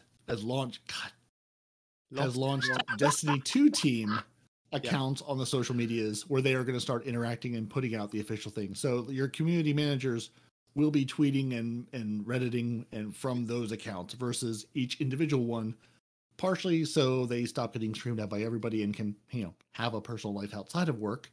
And 2, that these are the official sources of if something is happening, go to these places. Now, still Bungie Help on Twitter, which is actually Bungie Help, will also be the place you can still go to see, hey, something's broken. And Destiny 2 Game, the account that's been there since the beginning of time, will also give us official information. I'm sorry, Destiny the Game. Basically, the places you're going to get your official information are there, and now Destiny 2 team will join them. You can still join, you can still follow the community managers if you like, but they are no longer going to be the true source of information. You might see things about what they, as people, are actually up to. Yeah, more memes than anything else, probably. So, Hippie should go. We should go. That's the end of our 12. It's a weighty one. There's lots of good information there. And yeah, new socials to follow or add to your list of things. Okay. Added right now. There you go. I'm adding them to my Destiny list as we speak. Hello and welcome to This Week in Destiny for the 8th week of Season 19, Season of the Seraph, commencing January 24th, 2023. Starting things off with our legacy rotation, we have the loot rotation for Dares of Eternity, which will be on week 4's rotation with the Scatterhorn armor set and Pathfinder armor set being available. The weapons available this week will be the Stasis Precision Frame Shotgun Fractathis, the Solar High Impact Frame Auto Rifle Cryosura Milo, the Stasis Precision Frame Hand Cannon Vulpicula, the Arc Precision Frame Bow Wolftown Draw, the Solar High Impact Frame Fusion Rifle Iototus Draconis, the Solar Rapid Fire Frame Heavy Grenade Launcher Canis Major, the Arc Vice Rapid Fire Scout Rifle Contingency Plan, the Kinetic High Impact Frame Pulse Rifle Legal Action 2, the Solar Rapid Fire Frame Heavy Grenade Launcher Outrageous Fortune, the Void Adaptive Frame Sword Steel Syllabus Z14, and the Kinetic Lightweight Frame Sidearm Spoiler Alert. Ready if you are. Let's see what's out there. On Europa this week, critics, the Dark Priestess will be the Empire Hunt, Eventide Ruins will be the Eclipse Zone, and the Exo Challenge will be Survival. On the Moon, the weekly story mission should be Beyond. The Trove Guardian is located in Archer's Line. The Wandering Nightmare is the Nightmare of Hawkis in the Anchor of Light. The Nightmare hunts this week should be Skolas, Pride, Fanatic, Insanity, and Omnigul, Anguish. The Dreaming City this week is at a weak curse level, which means Pet Revenge can be found in the Strand and has the Broken Courier mission for the next week. The Blindwell features Scorn enemies and the Plagues, Sicarus and Veracus, with the Forfeited Shrine being the Ascendant Challenge, located over in the Garden of Vasilia.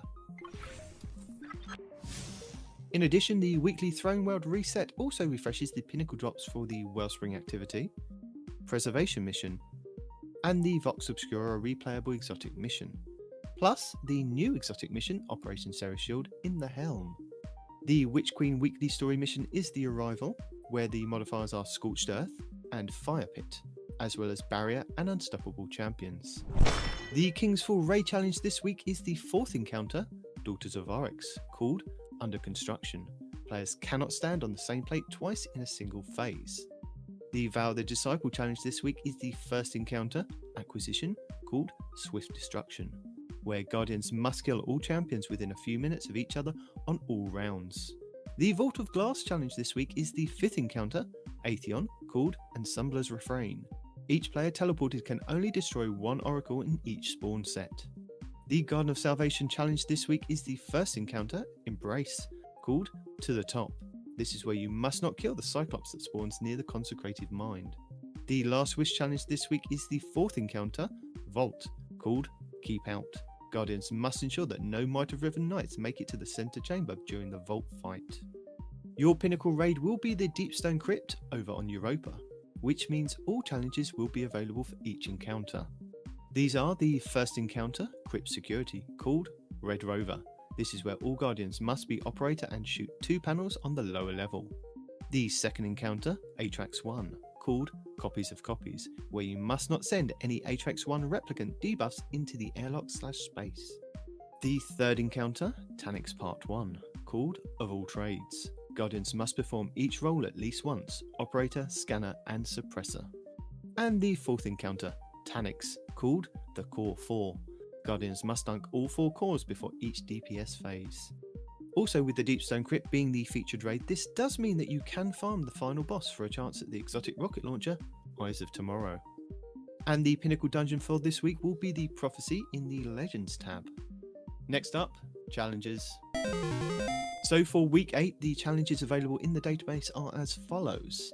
Seraph Shield 3, complete the exotic mission, Operation Seraph Shield, on Legend difficulty, defeat 75 combatants with precision damage anywhere in the system using Pulse Rifle. Etheric Umbral Energy and Challenge XP++ will be the reward. Flawless Heist, complete 3 Heist Battlegrounds in the playlist or Legend Heist Battlegrounds without dying for Challenge XP+. Umbral Focusing 3, focus 5 Icalos weapon engrams at the exoframe in the helm for Challenge XP+. Seraph Calibration, calibrate pulse rifles, fusion rifles and power grenade launchers. Rapidly defeating combatants and defeating guardians will award bonus progress for Challenge XP++ and Bright Dust. Gambit Ornament, acquire the Gambit Ornament for the Velas X. This will award Challenge XP++ and Bright Dust. And finally, Trial by Firing Squad, win 20 rounds in Trials of Osiris. This will award a Trials of Osiris weapon, Challenge XP++ and Bright Dust. Speaking of Bright Dust, we have our Eververse for the week of January 24th, 2023. Available this week for Bright Dust, we have the Dance Off exotic emote for 3,250 Bright Dust, the Winning Streak exotic Sparrow for 2,500 Bright Dust, the Vex Incursion entrance legendary transmat effect for 450 Bright Dust, the Neopop Wave legendary shader for 300 Bright Dust, the Camping exotic emote for 3,250 Bright Dust, the Dastardly Stash legendary emote for 700 Bright Dust, the Standout Pose rare emote for 400 Bright Dust, the M3D1 Angelos exotic Sparrow for 2,500 Bright Dust, the Dynamo Current Stride ornament for the Hunters, the Thunderous Impact Greaves ornament for the Titans, and the Arclight Boots ornament for the Warlocks, each for 1,200 Bright Dust. The 3 Glowing Dawns exotic weapon ornament for the Trinity Ghoul exotic bow for 1,250 Bright Dust. And finally, the Neiman Projection legendary ghost projection for 1,500 Bright Dust. As a reminder, your daily legendary Lost Sector will show you a flag outside which will give you details of champions and burns you will find inside.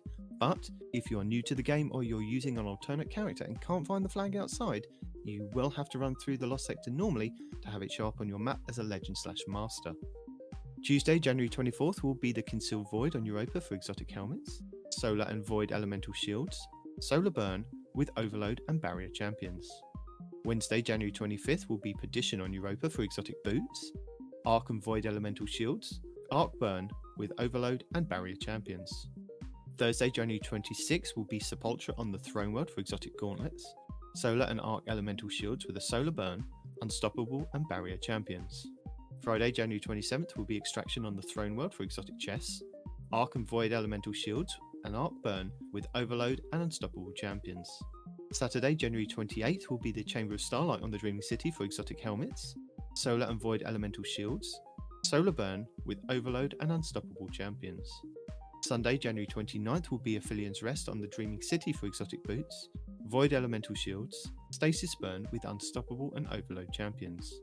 And finally, back round to Monday, January 30th will be the K1 Logistics on the Moon for exotic gauntlets, Solar and Arc Elemental Shields, Void Burn with Overload and Barrier champions. Lead the way.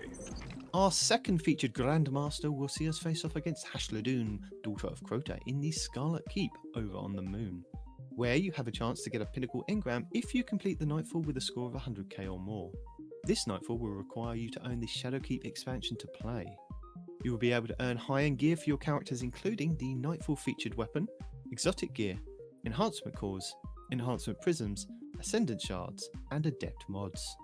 The higher the Nightfall difficulty, the more common the drop will be, with the featured weapon and exotic gear being uncommon at hero difficulty to being common with ascendant shards in Grandmasters. Legend and lower Nightfalls will have 7 barrier champions and 3 unstoppable, with 18 solar and 23 arc shields.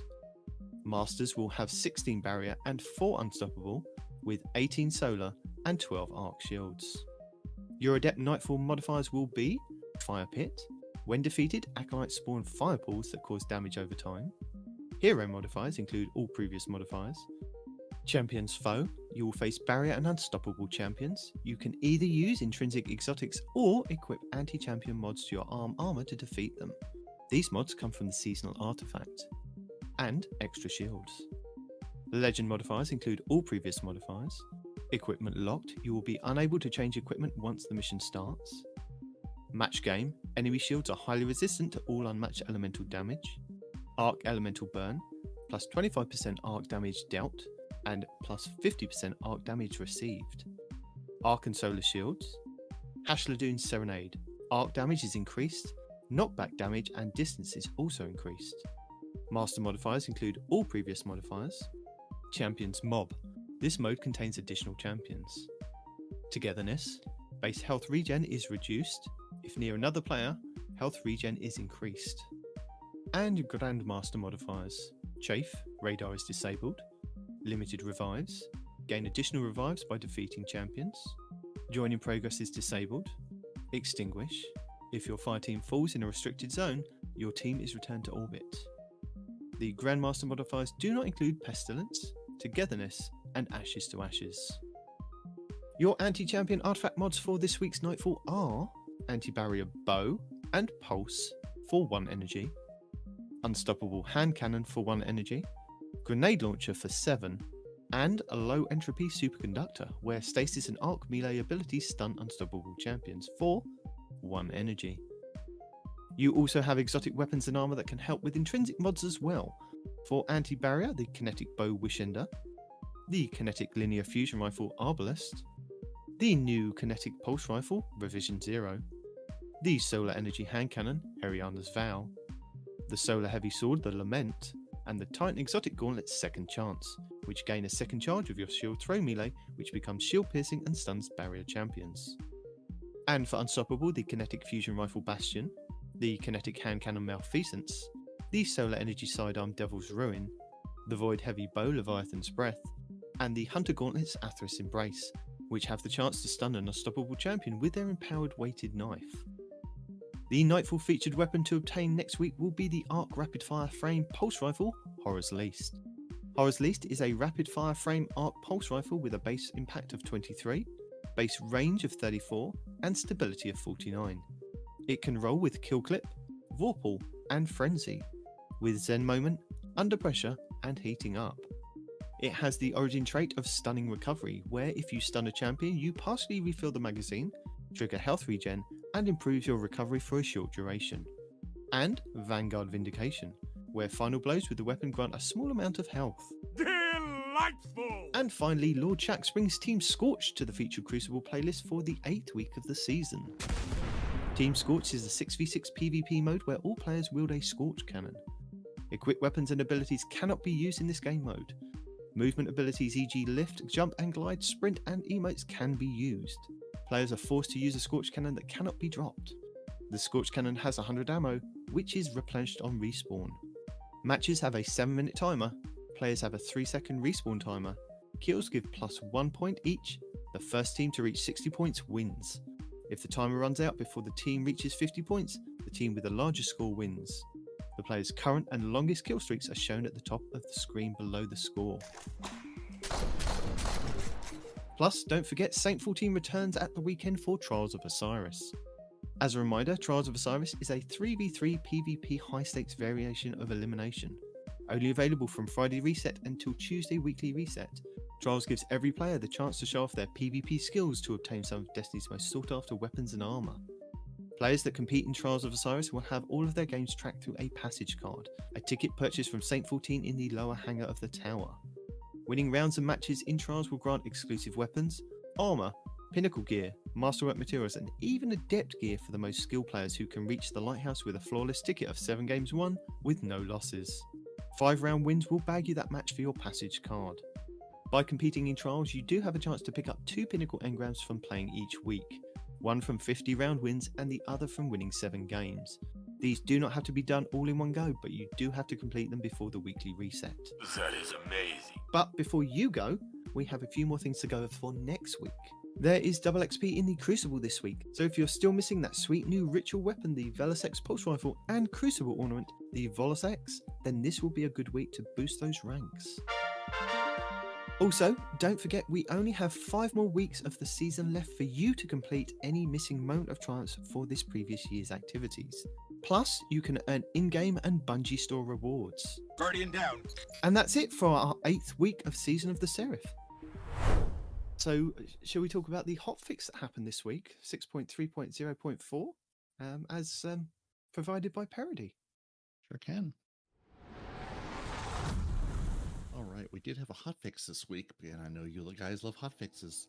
So on Wednesday, January 18th, we got hotfix 6.3.0.4, which Respawn and I waffled a little bit about last week on when these changes were actually going to go live. And then that answers our question, January 18th. So as you hear this, these changes are all live. So we had our Grandmaster Nightfalls reduce the power level requirement from a +25 to +15 over the power cap, which basically means players can now enter the Grandmaster Nightfalls at the power cap of 1580 during this current season, Season 19. So if you've been trying to grind to get to some, absurd level to get into the Grandmaster, if you're 1580, you can get in the door. It's going to be a hard door. You may not like the door, but you can get in the door now at 1580 light level. For those of you who have just been hunting your Gambit, your Gambit Dredgen, which I know you're out there doing it. I know you've just been waiting for the week to get your Dredgen title. Bungie has changed the requirements for the Gold Coins Gilding Triumph. Instead of having to win 30 games, you just have to play 50 matches, 50 matches. That's one Fallout video worth of Gambit matches. And you will have that gold coin requirement done. And if you do win some of those games, it grants you bonus progress, so you may not have to play all 50. You may have to play less than 50 games, versus trying to get 30 wins, which can be many, many more than 50 games. If you're trying to do dungeons in Duality, another fix. They fixed an issue where the final encounter would not drop rewards repeatedly while it's the weekly featured dungeon. Doesn't sound very featured, so it should now actually be featured. And to inspire the watcher, they improve the audio of the supplicant spawns in the final encounter. For gameplay and investment, we have some vendor focusing. Again, things that Bungie tweeted out last week and put in the TWAB. The focusing costs on weapons and armor for Trials of Osiris, the Iron Banner, Crucible, and Gambit have had their legendary shards cost reduced from 50 to 25, and the Glimmer requirement from 10,000 to 5,000, so both of those cut in half. And they reduced the cost of focusing Trials of Osiris Adept weapons from 250 to 50 legendary shards. So that's from 250 to 50 legendary shards. So Respawn, you should now have some legendary shards since you won't be putting all of them into focusing across all the vendors. For armor, they fixed an issue where the Iron Companion armor set was not counting towards the Ganora's Seal Triumph, and an issue where players were unable to reset their artifact if they had no artifact unlock points available. Which is very silly because you shouldn't need that to do it, but those were both been fixed now.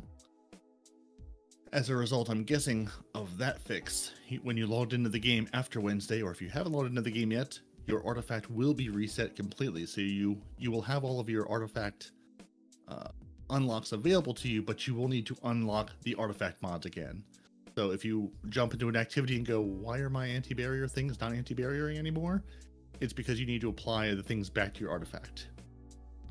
Or weapon changes, they've increased the deep sight weapon drop rates on all raids and duality dungeon. So hopefully they'll drop more often, maybe. Fixed an issue where the Fire and Forget had more visual kick than other aggressive frame linear fusion rifles. That's the new one from this season. They fixed an issue that prevented the Legacy Ambush artifact mod from working, so it should work now. Fixed an issue where the sprint reticle was missing from the player's HUD when sprinting. Fixed an issue where the Hierarchy of Needs bow displayed an incorrect icon in the kill feed. I think it was showing an SMG icon before, something like that. They also fixed an issue where the Hierarchy of Needs exotic bow arrow was delayed after drawing the first arrow. So that's good times. They fixed an issue where the volatile detonations triggered at a higher than expected cadence, which is too bad because volatile detonations are just the right cadence. Bungie, you had it just perfectly. It's wonderful for clearing ads and strapping detonators to their chests. They also fixed an issue where the Bray Inheritance trait granted more ability energy than intended on machine guns and swords. And then they also updated the reconstruction perk description in all non-English languages. Don't know what it was before, but hopefully it's more correct now. And finally, they fixed an issue where the Seraph Cipher mod Triumph was not progressing properly. They added an emblem metric for the collection score, and dawning currencies can now be dismantled in stacks after the event has concluded, instead of having to delete them one by one by one. And that is your hotfix 6.3.0.4 for this week at Bungie on January 18th, 2023. These changes are in the game, so go play it, go enjoy it. And back to the rest of the show. Well, that was beautifully read, Peroty. Thank you very much for that. There you go. And it answered all the questions that Respawn and I waffled about last week of when is this going live? Now. It's all live now. There you go. But now we can have a quick chat. I'm saying quick, about the Buildcrafting Evolved that Respawn wants to talk about. This is a blog post that came out at the beginning of the week on January 18th. Yes. Oh my god. We'd leave it till now because we don't know when he's going to show up and he want to talk about something. Now, is there a Respawn rant with any of this? Can we just get this out of the way now? No, not yet. Not yet. All good vibes. Is that good because vibes. you I do have concerns, but I don't know how they're going to change it, so I'm not going to complain yet. Can I just clarify your good vibes though? Yeah. No, I'm generally happy about it. Is it via an Astrocross video? No. So you've read whose video did you watch? Yeah, whose video did you watch? Which lens are we enjoying this vibe through? Mine? Yours? You haven't done a video on it. No, I haven't done a video. I don't actually know where I got the information from. I think I read it. No, I did. I read a thing that somebody posted. Was it Bungie.net?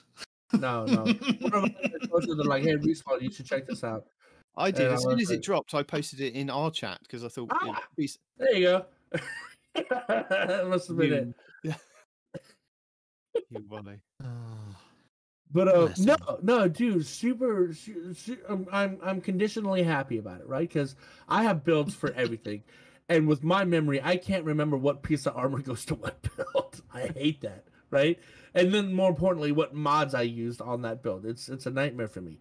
So hold on. If I look at Dim right now, just for my hunter, 1, 2, 3, 4, 5, 6, 7, 8, 9, 10. See, that's 11, my 12, big 13, question. 14, 15, is 16, how is 17, this going to affect our builds we already have in Destiny Item Manager? I think, yeah. So, I mean, the long and short of it, the TLDR of this is that over the last few years, that Bungie has been expanding on their build crafting, but you haven't been able to do it without a third-party app involved. Correct. And what they want to do is actually put this in game. No. What they're doing. Oh yeah, okay. What they are doing is, after years of letting the third parties kind of develop these things and go through all the legwork and all the But it's not just that. part- It's not just that. It's more than that, guys. He's being too slow, and they got to go in like 13 minutes. So let me speed it up, okay? No, It's not just build crafting. On top of Just build know how time crafting, works. they're removing all of the elemental conditions for mods, which is going to make build crafting even better. And they're consolidating a lot of mods too, right? And more importantly, when we're talking about mods upcoming on season passes are going to be, wait for it, passive. You won't have to equip anti-barrier. You won't have to equip freaking unstoppable. You won't have to equip whatever the third one is that I can never remember. Overload, right? Overload and right? As you unlock them on your season pass, you'll have a list by your season pass of active, passive. That sounded weird. Of your passive buffs that are going on right now. So there is a caveat to there that. Forever. There is a caveat. There is a limit of 12. You can have 12 of them active at any given time. Yeah, and you can reset it without any penalty of having to pay X amount of dollars or glimmer, as we call it, to reset it and then change what mods that you want to be selectable. So there is that added benefit. So we've gone through the routine of unlocking. You can only unlock like 12 of them. People complain. So Bungie said, yes, you can unlock all of them and then just put whatever ones you want on your armor. You just do what you want to do. Now we've gone back to the other system and you can just refresh it without kind of having to worry about it. And they're intrinsic. You don't even have to. That's right. That's right. But fantastic. I mean, you're limited to 12, but hell, you couldn't use more than 12 today. I want to see somebody with more than 12 mods on right now.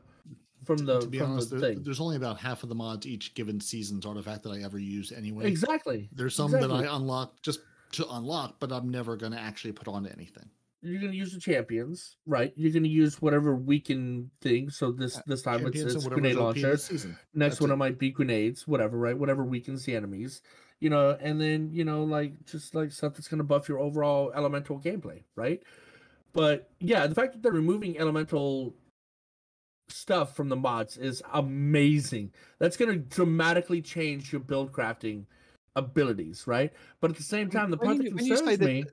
When you're saying that they're removing the elements from the mods, what are you talking about?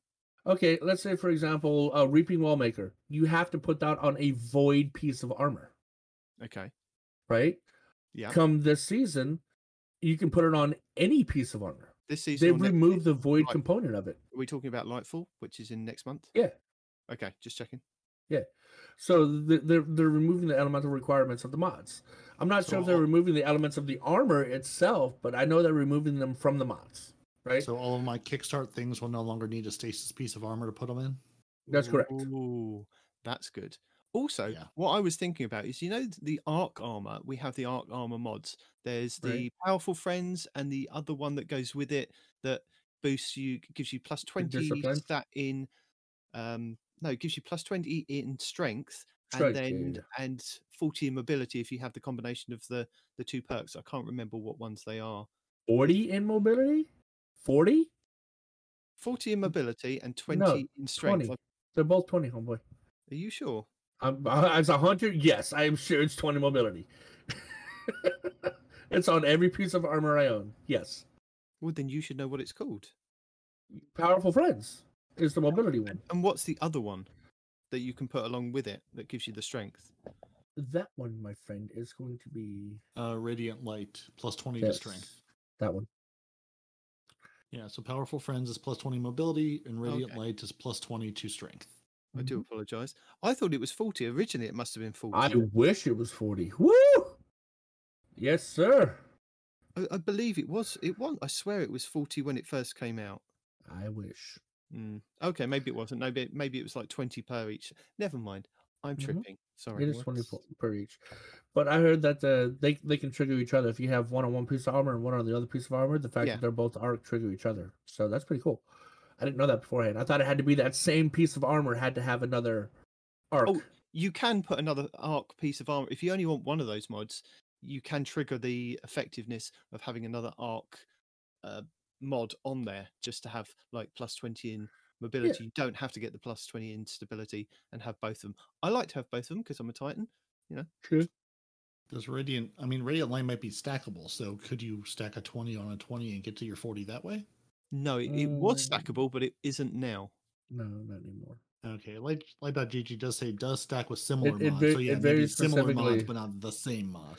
Yeah, because like I tried to put it on my cloak one time and it was grayed out. I'm like, dude, WTF? And I couldn't figure out what was going on. And then I realized, oh, it's on my chest piece already. Yeah. Duh.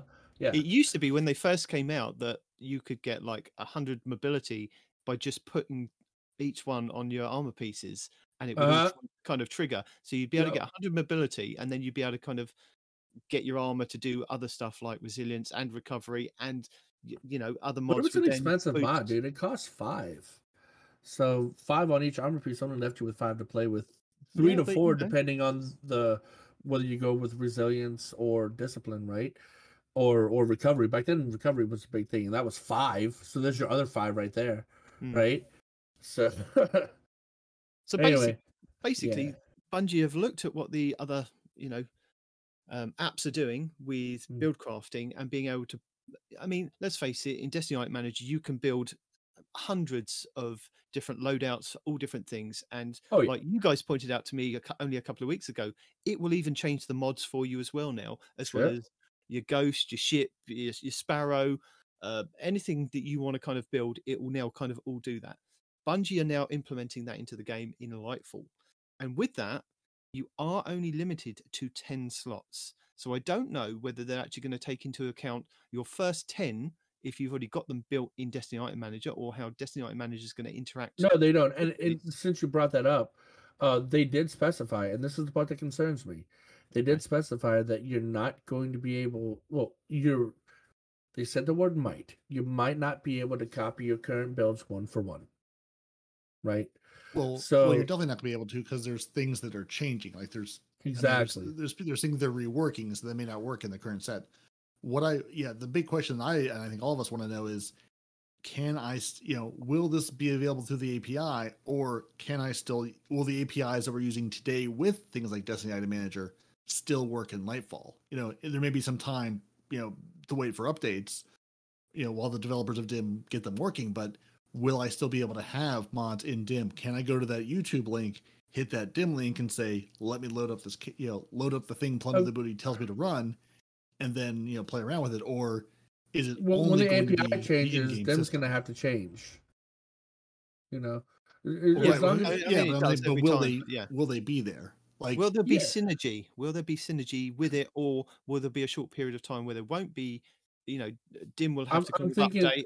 And that's what I'm saying. DIM's going to have to update. Yeah, exactly. Right. But but will I be limited now to 10 mod slots or 10 loadout slots, period, full stop, and there is no other way to build these? Or that's a good question. That's what I want to know is, am I limited to 10 that DIM can then reach into? They're not going to close it off. Yes, you're still going to be able to do it with DIM. I guarantee it. I promise you. I hope so. Right, because unless they close off the API, Respawn said he guarantees that. Unless they close the API off, we all take him out. They're still going to be able to do it like they always have been, But the thing about it is that's the best part that everybody's overlooked, that nobody's talking about, is currently, if you wanted to change a build with DIM, you have to be in orbit, or you have to be in the tower, or you have to be in the enclave. You cannot be in an activity. Once you start an activity, even activities where you can change your armor, it won't let you do it. Yeah, but Bungie specifically said you can change your loadout on the fly anywhere. Yeah, that is a good thing. Yeah, that's amazing. Well, because it'll all be in game at that point. You're not relying on any APIs to do it for you. Yeah. So even if you are limited to 10, right? You have 10 in game, and then you have another 15 on DIM, right? Have your most common 10 in game, and for like the one-offs, like, I'm gonna go play Gambit for the first time in a month, have your Gambit one on DIM, right? Send that bad boy over, and then just have your most common 10. That way, no matter what you're doing, boom, boom, boom, boom, boom, you're good. What I want to know is whether DIM is going to be able to, like you said, have like as many builds as you want to kind of have stored. You can then click on the button, get them on the game, in the game, and then once it's in game, go to the screen and say, right, I want all of this saved as loadout number 1. And then you can pick and choose, like you can delete a loadout and go, right, Destiny Item Manager, I want this one, this one, this one, this one, and this one. Use Destiny Item Manager as a kind of, still as a third-party app that you kind of want to kind of do a lot of buildcraft, and then just copy and paste once it's, click the button, it's on my character, now save it as a loadout in Destiny. Or is the API going to work really well on the Destiny app? I mean, I don't use it that much. I find it quite slow and clunky compared to some of the other smooth apps that are out there. Little Light, Destiny Item Manager, things like that. What I want to kind of know is how quickly it's going to be. I mean, the screens that they're showing us with how it looks is pretty much how it goes with your character customization screen. And you can, it looks like you can name them as well, which is quite cool. So you can name that, you want your raid loadout, you can have your weapons, and then all your different perks on the weapons, and then your mods on your weapons, and then all your mods on your armor, and how that's going to work out. But yeah. Yeah, I really want to know how much of this will be available outside of me sitting in front of Destiny 2 running on my console. Because I really enjoy building, if you can build offline and then add it to the console. Yeah, if you can do it in the app, like we can do it. I really enjoy pulling up YouTube. Build it in game. You can probably theory craft like in an app or whatever, like Dim, but then go to the game and physically put the pieces where they go. Maybe. Well, that's what because today I can go watch it. I can go watch a video. I can hit that Dim link. I can pull up Dim. Sure. I can pull out my armor pieces, my weapons together, my mods. Obviously, I need to be in the game to use it, but I can at least put those pieces together. And if I have to masterwork something, I still have to go to the game, to masterwork that piece of armor or something. But I can still have that loadout ready to apply, and then just go make the final masterwork, or so the last mod will slot it in or whatever.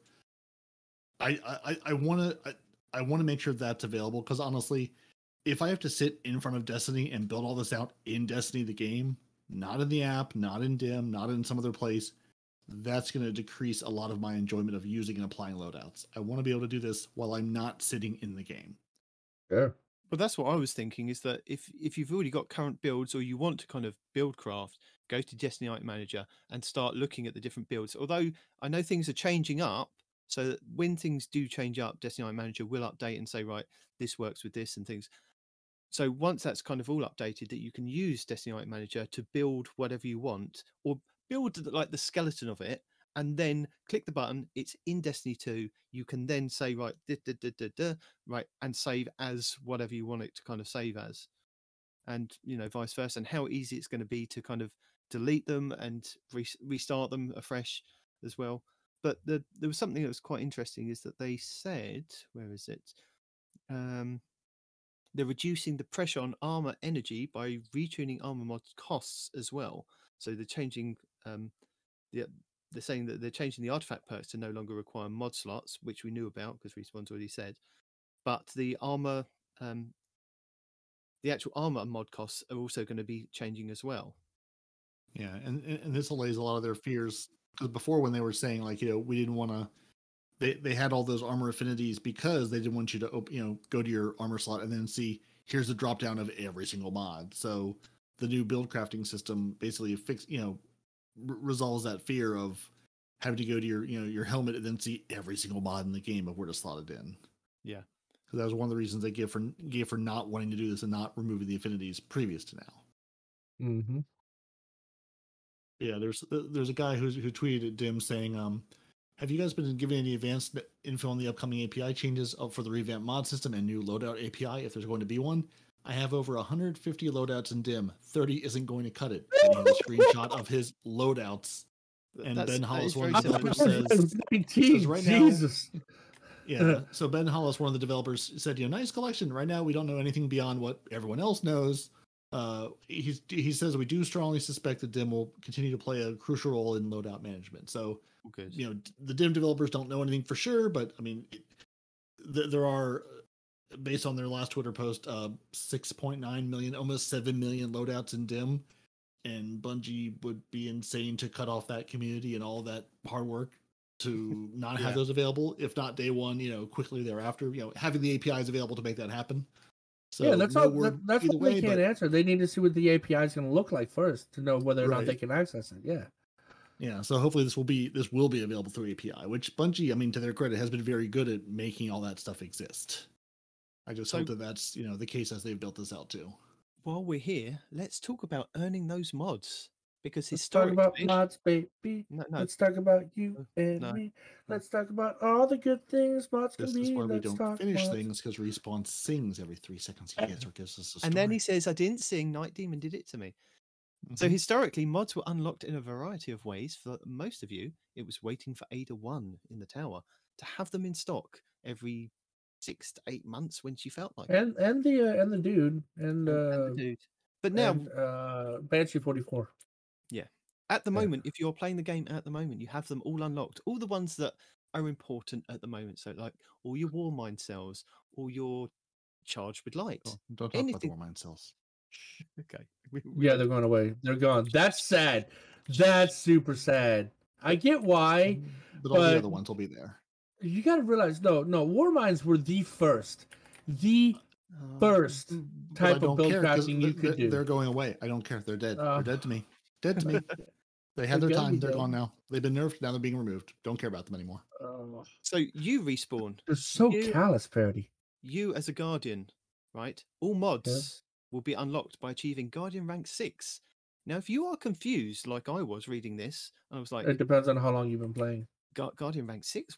What are you talking about?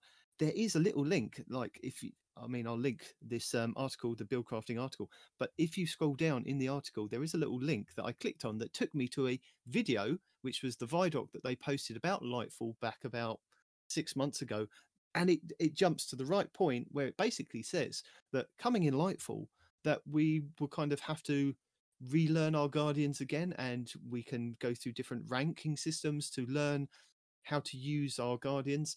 But as we are existing Guardians and we have played this game for quite a long time, we will initially start out at rank 6.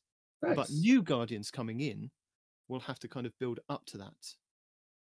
So I don't know how new that they kind of class you. If you start like the day before Lightfall, are you still a kindergarten, or are you a veteran? We don't know. But we'll have to ask. There will be some time management on that. Yeah. Sorry. Yeah, we'll see what happens. Yeah, because the Guardian rank, the whole new Guardian rank system comes in the Lightfall with everything else we're getting, which I assume they'll give us some more details of.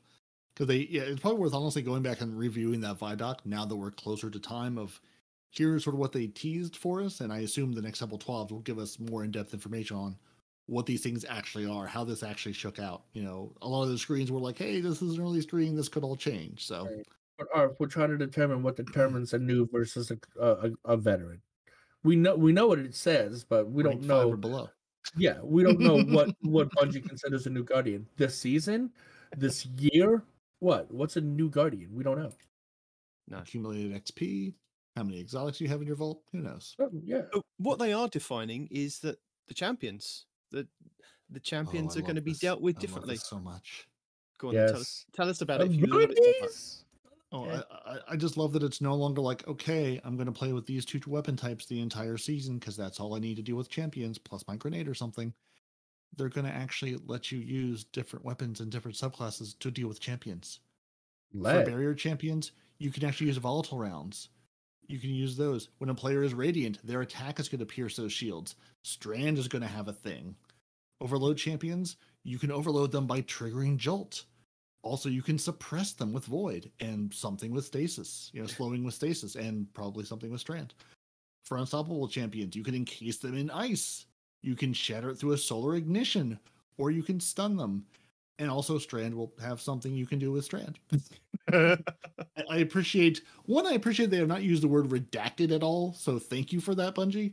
And 2, I appreciate that I can now use my subclasses' native abilities to deal with champions. I no longer have to go, I've got my grenade launcher, I've got my hand cannon, I've got my can pulse do that rifle, now, though. That's just it, though. You can do. They're just expanding it.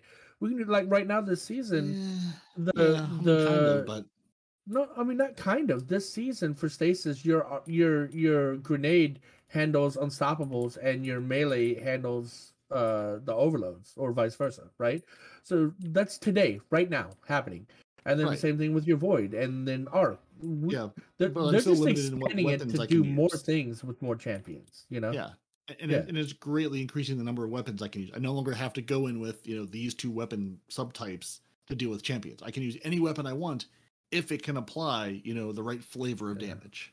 And as somebody pointed out, not somebody, as AZ pointed out last night, and again now in the chat, collective obligation, the raid pulse rifle that nobody uses, next season we'll be able to apply all.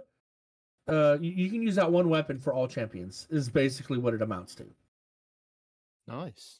Yes, Well, there you go.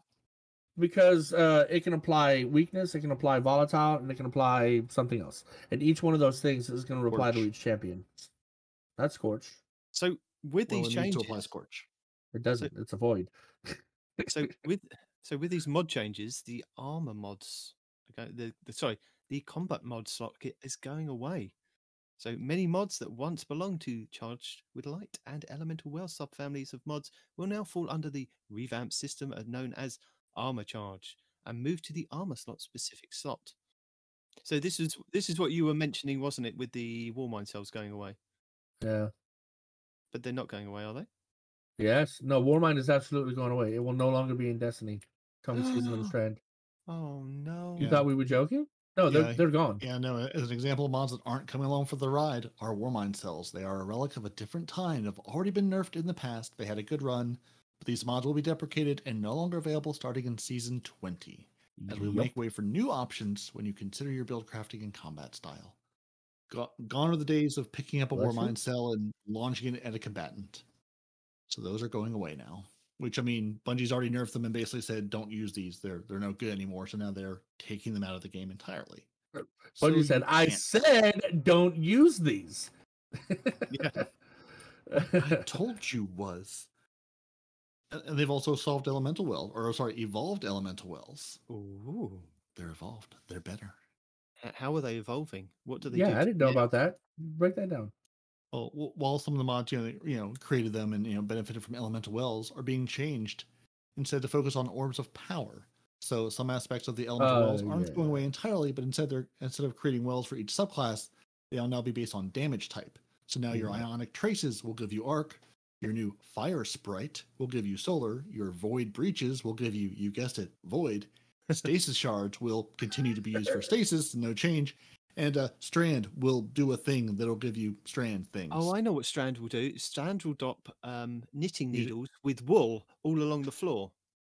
There you go. Yes. I was going to say mutagen, but that works too. Yeah. Somebody hurt you, and I'm concerned for your well-being, bud. Well, it's either that or tripwires everywhere. Tripwires I can do. Hell, we already do that. We have a trip line grenade. Little bobbins of thread. That's it. Just little threads everywhere. You have to go collect. So is there anything else that we can kind of tell the people now that is relevant kind of before we kind of get to Lightfall? Or is it going to be something that we're going to need to kind of clarify once we get there? There's nothing else in this, is there? I don't think there's anything else in this. It's basically going to be a lot of your systems are changing. Again. You're going to have the same Legos in the sandbox to play with, but you're going to build different things out of those Legos. Well, no, they're not going to be the same because you have to specify this. We don't want to give the wrong message. Colors and all the fittings being consolidated, and you might not be able to do one for one. You might have the Legos I was referring to is you're going to have arc, solar, void, stasis, and strand. Honestly, going back and reviewing that Vidoc that Nitedemon will put in the show notes is probably worth your time as we're getting closer to Lightfall, because a ton of systems in the game are changing. Not just the build crafting, but the Guardian rank, the stats, the giving feedback to players, all of that's coming in Lightfall. It is indeed. So, we haven't got a Respawn's report roundup this week. So, Respawn is mum on the subject of that. Yeah. I haven't got any specific videos, unless you guys have. The only ones that I'm going to be putting in our show notes are the ones for doing the Operation Seraph Shield.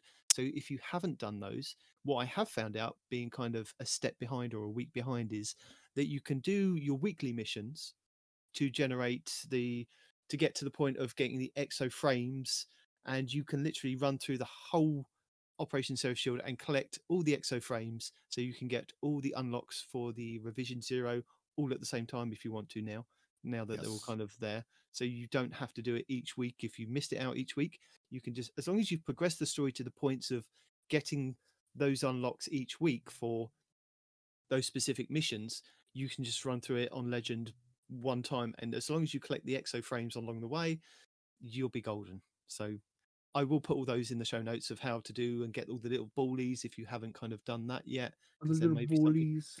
Yeah. Yep, and that's a very important part you mentioned about remembering to collect the exo frame when you go yes. through and do it, Mhm. because you can run it through with your friend Blue Screen, and you can get to the end of it and go, No, you didn't. "Hey, I forgot to grab the one that's in the brig room, because even though that was specifically why we were doing it, I forgot all about it." Oh, So we ran it through on I did the Legend same thing. again a second time, where I walked into the brig room and immediately went to grab that frame to complete the fourth mission. The fourth, refit for And the you still revision have 0. to finish the thing. Yeah. But on the second time, we decided to run it through flawlessly just to see if we could. Yeah. So Uh-huh. we did it, not solo flawlessly, but the two of us two-manned it flawlessly on the Legend, which wasn't bad at all. Just to see if we could do it. I've done flawless on the Legend. It's not hard. It's really not hard. Yeah, Like- no, it's not bad. The jumping puzzle No. was the most fraught thing of, I can make these jumps, but do I panic when I land and launch myself into the abyss is the question. The jumping puzzle's not hard. The hardest thing about the whole thing is at the jumping puzzles, yes, but not the jumping puzzles. It's those knights and those shanks. You have to get close Mhm. enough for them to spawn and then back off and shoot them at a range. Because if you try to engage those knights, those shanks will kill you. There's no Oh, yes. ifs, ands, or buts about it. They're gonna kill you. I can last pretty long with my Loreley Splendor and my Risk Runner, but the unfortunate thing is the Risk Runner doesn't shoot that far, so I literally have to Yep. be standing next to the knight, which I can still tank quite a lot of damage with that. Sure, Yep. but I Void run over I shields rock are the your void, friends. and I use the void, the pulse rifle from this season was my void build because it works beautifully. And all I do is tag one, I kill it, I go invis, I get an overshield, I shoot the next one, kill it, get invis, go overshield. So yeah, Yeah, I did the same thing with throw down the half wall, get an overshield, murder, continue. there you go. Yep. But that's the thing, you gotta back up because you can't be close enough to where you're engaging with the knights and the shanks. Pick your battle. And when I say pick your battle, shanks first, then knights. Yeah, because those shanks will murder you very, very angrily. 100%. So, But yeah. if you guys haven't got anything else, I think that could be the end of our very long or short show, depending on how long before you got here. Oops. It all depends. So I think this Yeah. is where I tell the good people, thank you for joining us. Your Titans are Peroty and Nitedemon. Your hunters, no one respawns in real I'm going to life. have to stop you. Stop. Oh, you will. We need to thank a few people. We do need to think. I even had it open, and I moved to the wrong tab, and I forgot the you. lovely I people. wouldn't the know what lovely to people. do without you, but I still need to remind you that you need to do these things. I would. And now, to be fair, I would have gotten to that point and then said, "Oh no, we never thanked the lovely people. We never thanked we've our gotta glorious thank them utter first." dance troupe, people we threatened with a good time, or those who Deacon has blessed with her approval." So, Which is all of you, to be honest. this is true. I mean, Deacon has blessed literally every single one of you, and Respawn maybe more than most, but it's hard to say. Yeah. Yay. So yes, we are speaking about the good people who make this show possible. Viewers like you, because we're now our PBS. Viewers like you, listeners like you, who listen to our lovely show, that have decided to go to patreon.com/TTAH and say, let's send some dollars, some pounds, something their way, because we appreciate the good work they do. We appreciate that Zeb Orbit cannot be threatened with a good time. We've tried to threaten him with a good time. Can't be done. The T-Rex King leads our Otter Trance troop along with dedicated Wham 64, Star Vortiger, the Scarlet KM. Phenomenal dancers. Have you seen their dance work? It is impeccable. Incredible. Yep. Now you do need to get out of the way because once they're done dancing, basically Salt, Carver 2782, Golden God 1562 are going to throw grenades. They're going to throw grenades right on top of We Noble and Zombie Pops. There's some grenades. It's, it gets a little dicey every now and again. Just be careful. Be careful after the dancing. You got to move quickly. And then finally, Lord Master Chaos, Dimwai. We don't do pronunciations. We just do thank yous. And renowned Kindergarten PP Pipe, who we will be asking next season, what Guardian rank are you and how does any of this work? Are all have Deacon's approval. We'll be like, hey, how does this work? Because we don't know. We won't know. Absolutely We not. appreciate you. We thank all of you. And thank you, Nitedemon, for reminding me to thank them. Because you know, we appreciate you. We appreciate that you like us and listen to us, and they're like, hey, here's some shekels to keep doing what you're doing. We love you. You love us. Everyone's happy now. So now, Huzzah. now I think now this is where I can say thank you for joining us. You can. Our Titans are still Peroty and Nitedemon. Our Hunter is still No One Responds in Real Life. What's up? Our lore scribe is not Arf. He comes from the mist, he brings us lore, and then he vanishes again. Probably off on vacation, probably fixing diesel engines. He is a renowned diesel engineer of all time, not Arf. You can email the show at twotitansandahunter@hotmail.com. We're on YouTube, Twitter, Instagram, Facebook, everywhere as Two Titans and a Hunter. Find the show wherever you get your podcasts. Follow us on YouTube for every new episode, every weekly update video, and live streams. We have live streams. You can go to twotitansandahunter.com to get all the information about the show and where to listen to it. And if you want to join the Otter Dance Troupe, threaten people with good times, throw grenades, or get blessed by the approval of Deacon like Salta Greppo, patreon.com/TTAH. If you're looking for just a more, casual coffee, you can go to coffee.com, ko-fi.com/twotitansandahunter, and say, we appreciate you, but we're not looking for a long-term relationship. Here's a couple of shekels to do what you do. And if you want the thrill of live action and spicy language, head over to twitch.tv/no-one-responds-in-real-life. If you want to keep it family friendly like a proper British gentleman, head over to twitch.tv/twotitansandahunter, where you can find their streaming schedules listed there for your enjoyment and entertainment. And just like the creature of the mist, he has appeared. Hello. Unpredictable, unknowing, unfathomable, not Arf. Yeah, keep going. Was that his intro? Hello, I'm here. I can He hear did you his now. intro after our Both his outro. intro and his outro all in one time. He is the only one who gets the intro and the outro in the same breath. It's like driving through a small town and it says "Welcome to" and "Now leaving" on the same sign. That's right. I've seen that. That's why it's funny. Alonzi! Two Titans and a Hunter, a Destiny 2 podcast.